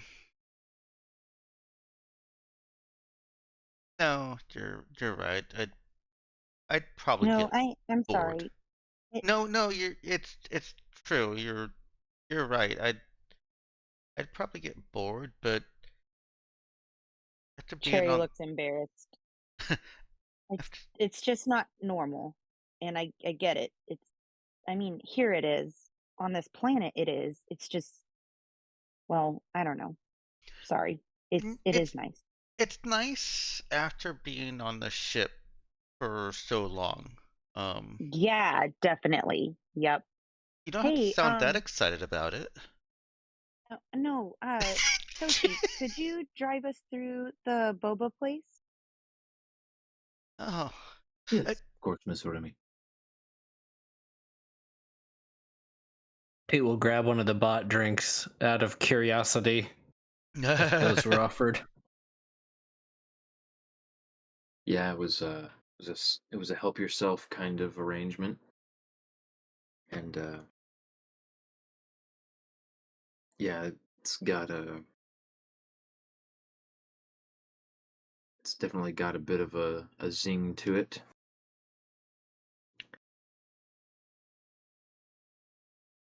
Do you know what it is? Pete? No, not a clue.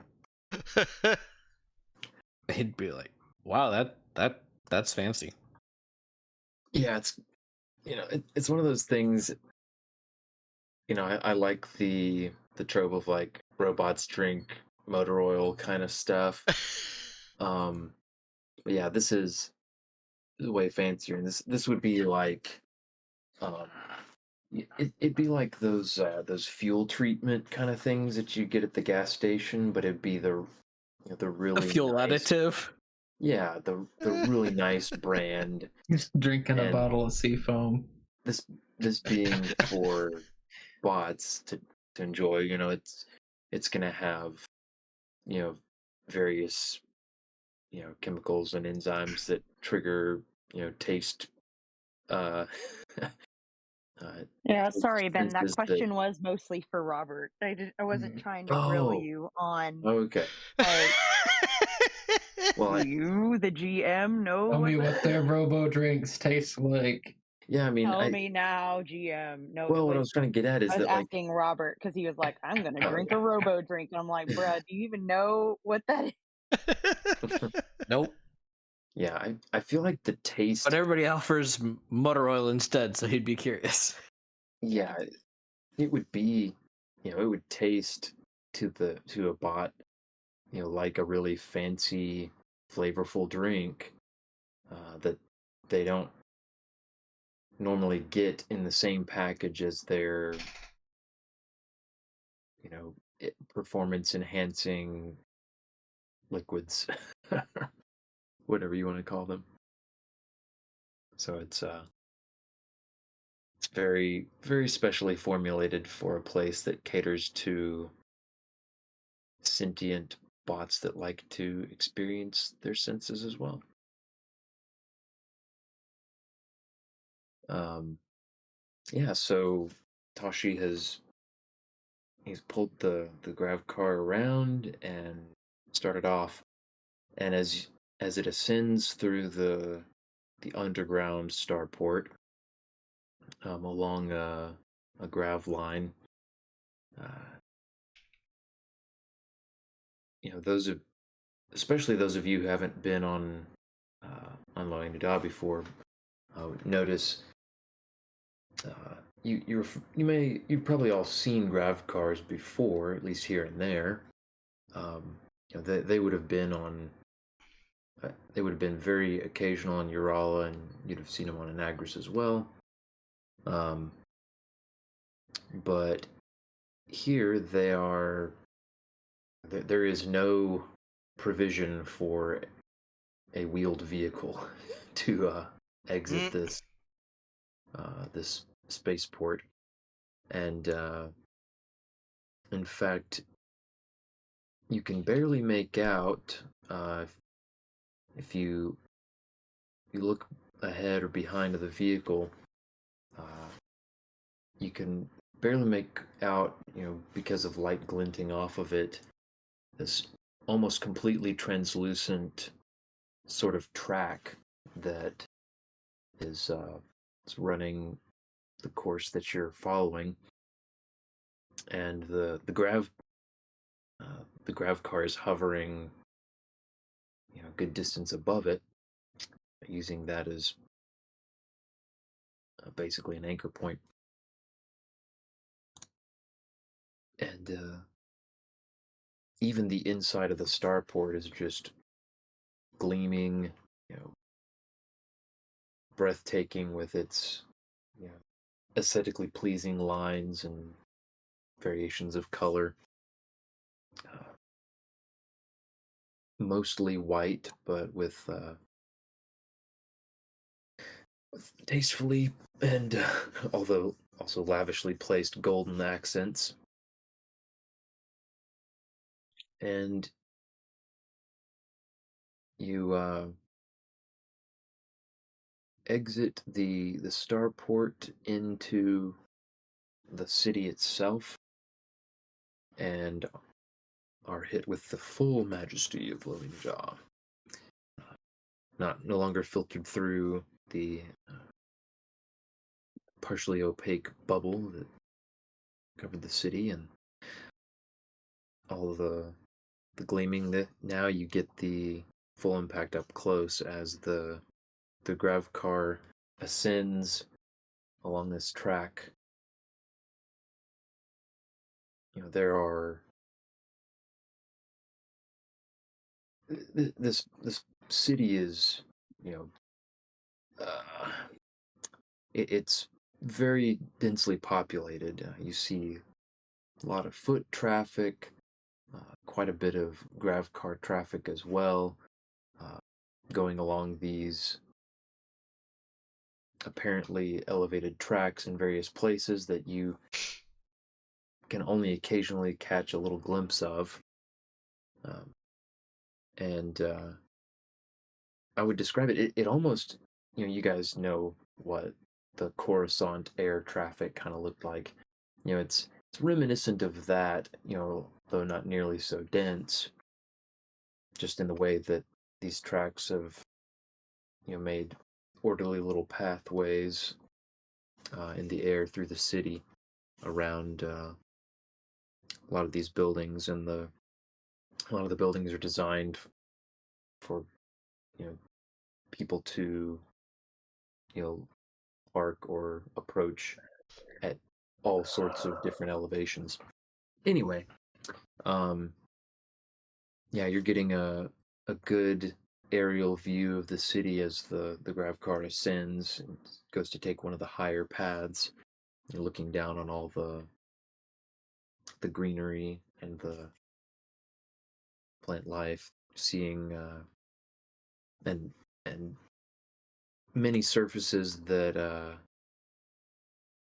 don't have plant life have these sort of reactive screens that they only seem to come on and display something to you when you're close enough and when you're kind of directly looking at them. And you notice a lot of the people are wearing various kinds of visors or headgear, or are looking at slabs or compads. And even a lot of the ones with headgear are also looking down at their devices.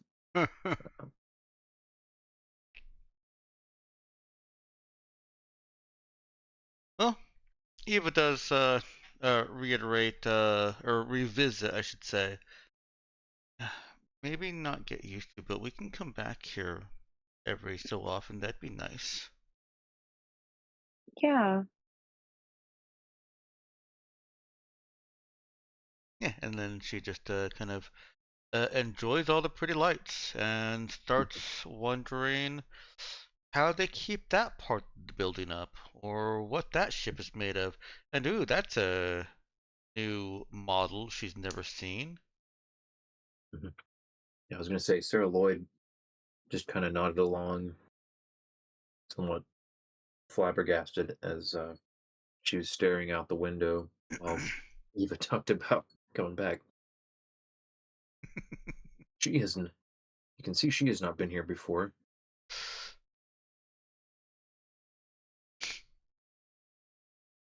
I think Eva probably has, but it was when she was young. I don't think that this is still a new experience for her. But I can't imagine that if her parents were rich, that she's never been here. Yeah, it's definitely a it's a it's a popular like tourist destination for people who can afford to make the trip and then can afford to come in as an outsider and enjoy the luxury. Because yeah, I think a family of Eva's class would have certainly been capable of making the trip. It's not something that they would have just done routinely, though. So yeah, I think that fits well. Yeah. And guys, I have finally joined you in the iconizing, the statusing. Good job. Yes. Captain Eye Candy. Nice. Oh, nice. Yeah, I hadn't seen this. Let's see, Cherry is gussied up. Eva's Captain Eye Candy. Bo is wearing the fanciest pants. And Pete is haberdashery. Yep. We didn't talk about Zeke. Doesn't Zeke just always look like refined? I was gonna say, Zeke wore, he usually is dressed neatly, and he cleaned it up a little more for this trip, knowing of Leonidas at least by reputation. But yeah, I suppose he would have visited briefly before. I think that's where he and Cherry met, right? Am I mixing that up? I can't remember. Okay.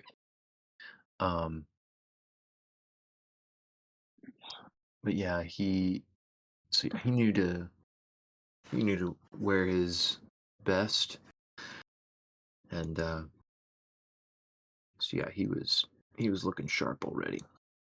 He's been pretty quiet. Been keeping to himself.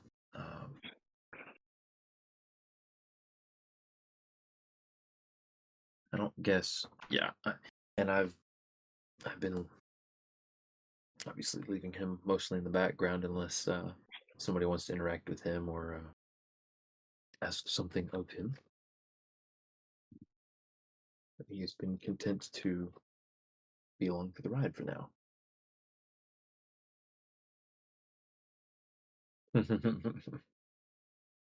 It's true. Let's see. Actual footage of Zeke.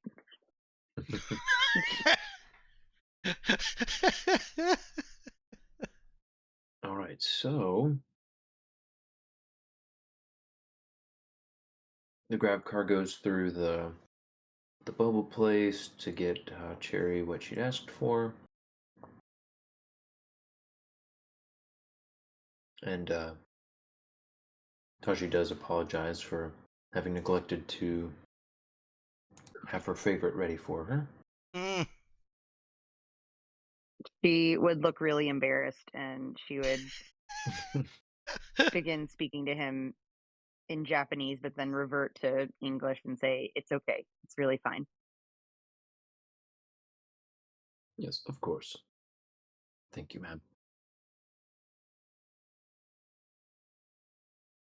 You had a question? No, it's okay. Okay.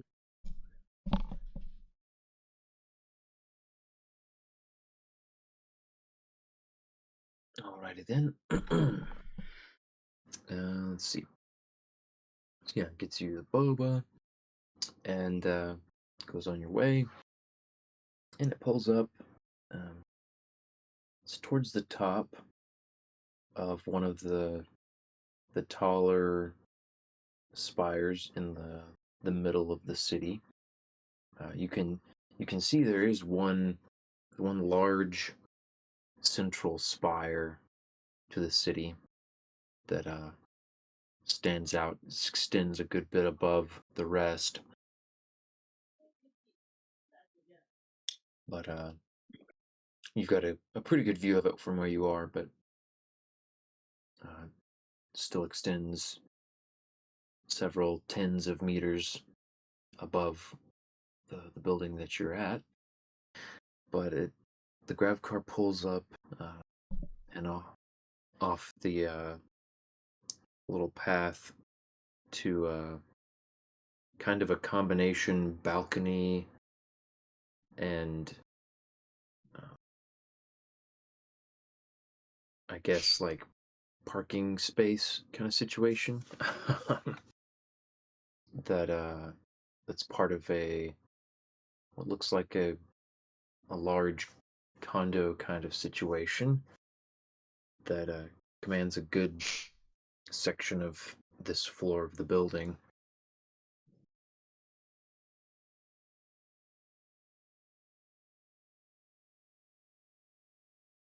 And it pulls in, it lowers down to let everyone out. Tashi himself gets out and goes around to open the doors. And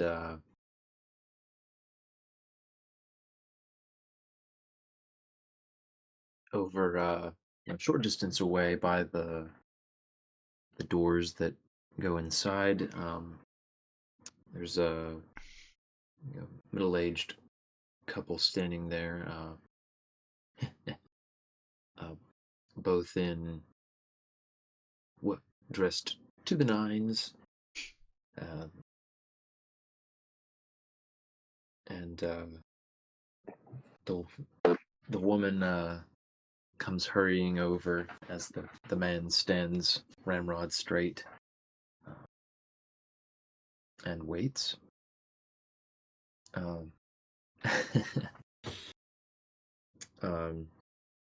As the woman comes hurrying over, you immediately can see the resemblance between herself and Cherry.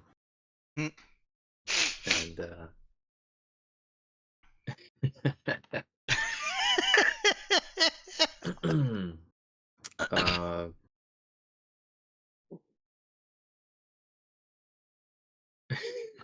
yeah, I'm trying to think how to describe it without laying it on too thick.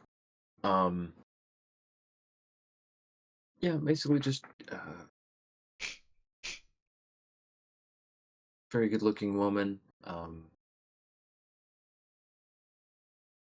Just barely looks old enough to actually have a daughter Cherry's age. And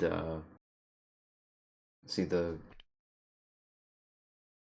the distance her father, despite his more serious and stern expression, is also cream of the crop, handsome kind of guy. Though the bit of white at the temples and the sides. He's at least seems to have a few years on Cherry's mother. But yeah, she hurries up to Cherry and throws her arms around her. Oh, my little Rumi, my Cherry. Oh, Cherry's dying. it's so good to see you. Hey, Mom. Yeah, and she just starts trying to like sort of shove her mom off of her, but like very gently. Like Yeah, and she's she's getting a kiss on each cheek, and her mom is fussing over her you know, her outfit, and kind of bouncing some of her pink curls in one hand and Cherry moving is over turning even redder, and she's just like, "Oh my gosh, mom, not in front of my friends, please." the. And she's just like, "By the way, this is Captain Eva Ah, yes, of the Swallowtail that I've been traveling with." your ship crew so exciting, so adventurous. And she seems very interested in meeting everyone and getting all their names, and wants to know what each of you does. She's doing just a rapid fire kind of pleasantries, but making sure to get each of your names and an occupation on the ship. Of course, Eva makes sure she knows how to spell her name.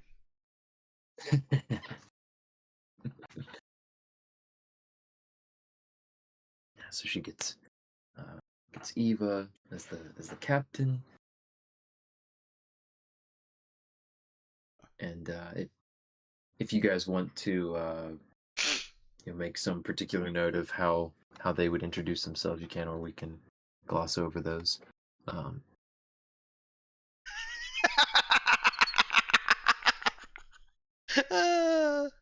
I'm Oh, hearing boy. silence, so we're gonna guess glossing over it. yeah. Sorry, I was reading Ethan's newest post there. We'll post in the Roll20. Eva does try not to go overboard. She is trying to put on a captainly air befitting the clothes and Cherry's expectations of her. But is she like a little excited to be meeting Cherry's mom? And that's also making it hard to be professional.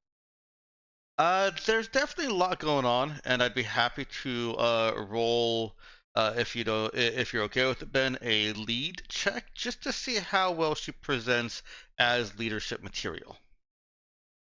Yeah, that's fine by me. All right. Oh, well, wow. All right, she has rallied the troops mentally and is feeling calm and cool, prepared for this situation. There's no threat of impending doom or destruction, and that's just like, I if I think can we'll. handle Mr. Gray, I can handle this. I think maybe we'll add a little bit of background detail. As Bo was leaving the ship when he changed, he saw so much scribbled on the planning board. Eva had herself a little jam session meeting about how to act here, and it paid off. Right. Yeah, so they all they all receive the energetic introduction from Cherry's mother, and then I think I'm looking at the time. I think this is a good stopping point, as The ninjas repel from Lucille. Oh my goodness. no, I was gonna say, as Cherry's mother takes, hooks one arm in Cherry's arm and says, uh, in a quiet voice, but one that everyone else can hear too. Now your father has been expecting you and is looking very forward to seeing you. I'll be on our best behavior and use our manners, and keeps that cheery smile. And as she turns and begins to walk with Cherry over towards her father, who is waiting at the door. Fun reminder, I Um, believe I had put Cherry as being 24 or 25 years old. So this just, I just feel like this is even better because she's Oh, older. And this is Cherry's first return visit home after she left for the first time. So, who's got daddy issues now? It comes with the territory of being an engineer, apparently, of Mhm. being the hacker. Apparently. You have to have daddy issues. Yeah, I think Bo's gonna whisper again to Eva. Say, you ever get invited to somebody's house and then they're starting to get chewed out by their old man? I feel like we might have just walked into that.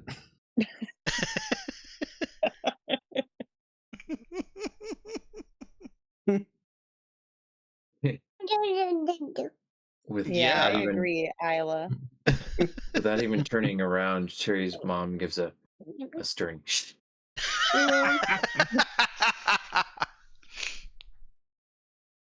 Pete's animated face just changes the mouth to a zipper animation Oh my. as he glances at Bo. 'Cause we also have Zeke and Sarah Lloyd and TC3 in tow. So Yeah. how fun. Exactly like that. Except pixel art. That's pixel art also. How fantastic. No, that was hand drawn, man. Oh, that's probably true. It's got digitized though, so it's still pixels at some point. Mm. There you go. That's hand-drawn pixel art. Oh, okay. All right, well, let's go ahead. Let's wrap the session. It's being that time. Yep. And I think it worked out pretty well, timing wise. Yeah, it did. 3 XP. Woohoo! We level up. Oh, really? Okay, so what do we? Oh man. Let's see. What is everybody? Aww, Ethan I'm lied at to us. 26. Yeah, no. We don't level that's, up yet. Okay. Yeah, that's short of a level. Yeah, it is next level though, or next Yeah. session. Yeah, it's not next level yet. Yeah. Let's see. There's somebody's Next level's mething next math. level. What, You guys Ben? gotta. So you guys, I was about to say either my math isn't mathing or somebody's being a little free with the XP bumps here. Well, Ethan said 3 XP, and I just took his word for it. Yeah. Oh, because I was on 24. I thought y'all were saying we were Oh, at 26 off of that one. So we are just- at 26. I actually went through and counted Okay. all of the XPs. I think last session because I was questioning if I'd missed something. So yeah, we are at 26 now. Okay, good deal. Yeah, I'm checking and noticing that multiple people have not updated theirs in quite a while. It's okay. Don't worry. I will let you guys know when we level up. You don't need to track it. I will let you know. Yeah, no worries. I think mine's up to date at 26 though. Yeah, 26 should be right. Alrighty, so I think my pop filter low. we got. Let's see here. We got faves. Let me. 1, 2, 3, 4. Am I missing? Nope, that's everybody. 5, yeah. Everybody but Avery. And so, first off tonight. Oh, that makes it me because Avery's not here. All right. Oh,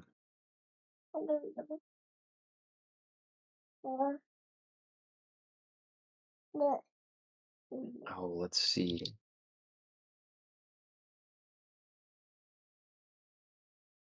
I think. Let's see. A couple of my favorite moments. Oh boy, I enjoyed. I enjoyed quite a bit. I think what I'm going to start with for now is the tailoring for Bo and Pete. because I'd had an idea of how that would be, available as an option. Just how prepared this That's basically not how you listen. butler chauffeur would be for situations like this. And so the fact that Bo and Pete just kind of perfectly I'm gonna get tangled. walked into that situation let me let me show off the tailor there.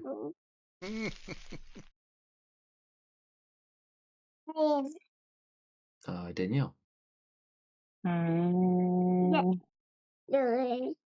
Cherry getting super embarrassed because they're back on her planet, and it's definitely gonna be very different from the ship.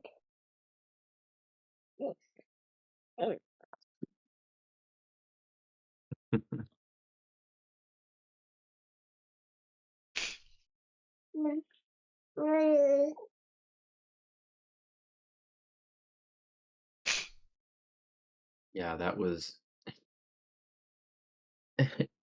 almost like every turn, basically every interaction. She's like, "Oh no,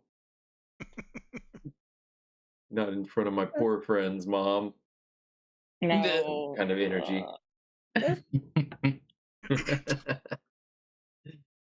Um, but yeah, I think that is fun. That is fun, and it's interesting because it does show you something about the character, how they react to going back home with everybody else around, and you guys get to see how I got raised. Blah blah. Dex. Well, I have 3, but I feel a little bad just jumping straight to 3. Because it's supposed to be your favorite, not just everything you liked. It's true. But I was like, you're right, Isla. I will pick 2. I think that's a good compromise. Yes. So I'm gonna go with the first 2 I wrote down are bad case of topography. That was genius. As well as the geology. Sorry, I didn't write that one down. But a terminal, yes, a fatal. Oh, I can't Yeah, remember. terminal case of topology. Well, That it was was a a good bad line. case of topography, and then Oh. you said a fatal something of geography. Yeah. And then my favorite serious moment was Eva and Cherry kind of comparing their comfort with lifestyles in this little quiet, almost awkward, almost embarrassed moment of they're both rich and well they both grew up rich, and here it is again in this kind of we've been not rich for however long we've been traveling through space, not living like this. So anyways, the Eva and Cherry comparing comfort with lifestyles. Comparing. Oh, actually, I think Comfort? you summarized it well. Quietly Okay. comparing their lifestyles.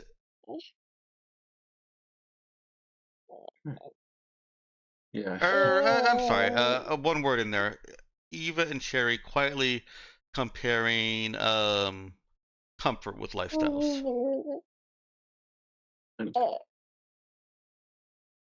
Yeah. Perfect. Also, when Eva was like, "You didn't have to sound that excited."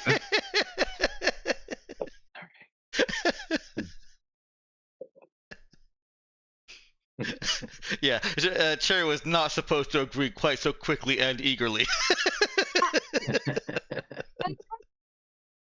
Yo. Don't lean back. Ethan. What are you doing? I think my first one was the quote from Cherry. These are your grungy, grimy tools that you keep on your tool bench and in your bed sheets. We're 2 for 2 Yes. now on sessions where people are calling out.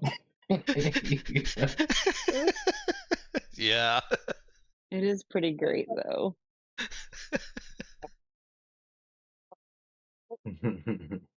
And then I don't know where this ranges on the spectrum, but are getting gussied up. I guess it's become a campaign staple for us True. of figuring out the outfits for every occasion. That's always an important detail. Amen. How do you know how to roleplay in a situation if you don't know what you're wearing? Yeah, you got to keep it classy. Hold on, Ben. Next, you're going to be saying every NPC should have a name. Mm. No, Make it that would easy just be now. weird. That's what I was gonna say after the robot drinks. That Nope. Say what? The robot drinks that. For a sec. After the robot drinks, it's gonna say. Then, yeah, next they'll be asking you for Boblin the Goblin's whole backstory. You need to know where all the NPCs came from and their parents' names.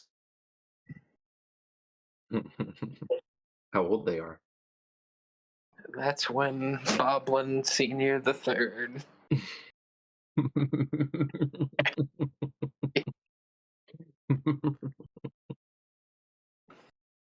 Oh man.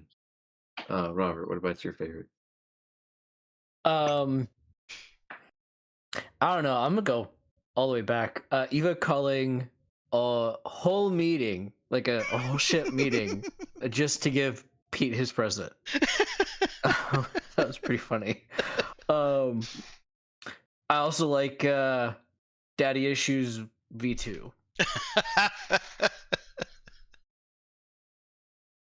Daddy issues and getting gussied up, or just campaign spanning Themes. campaign Yep. pro. Yep, plot clothing. It's not plot Yep. armor. It's plot clothes.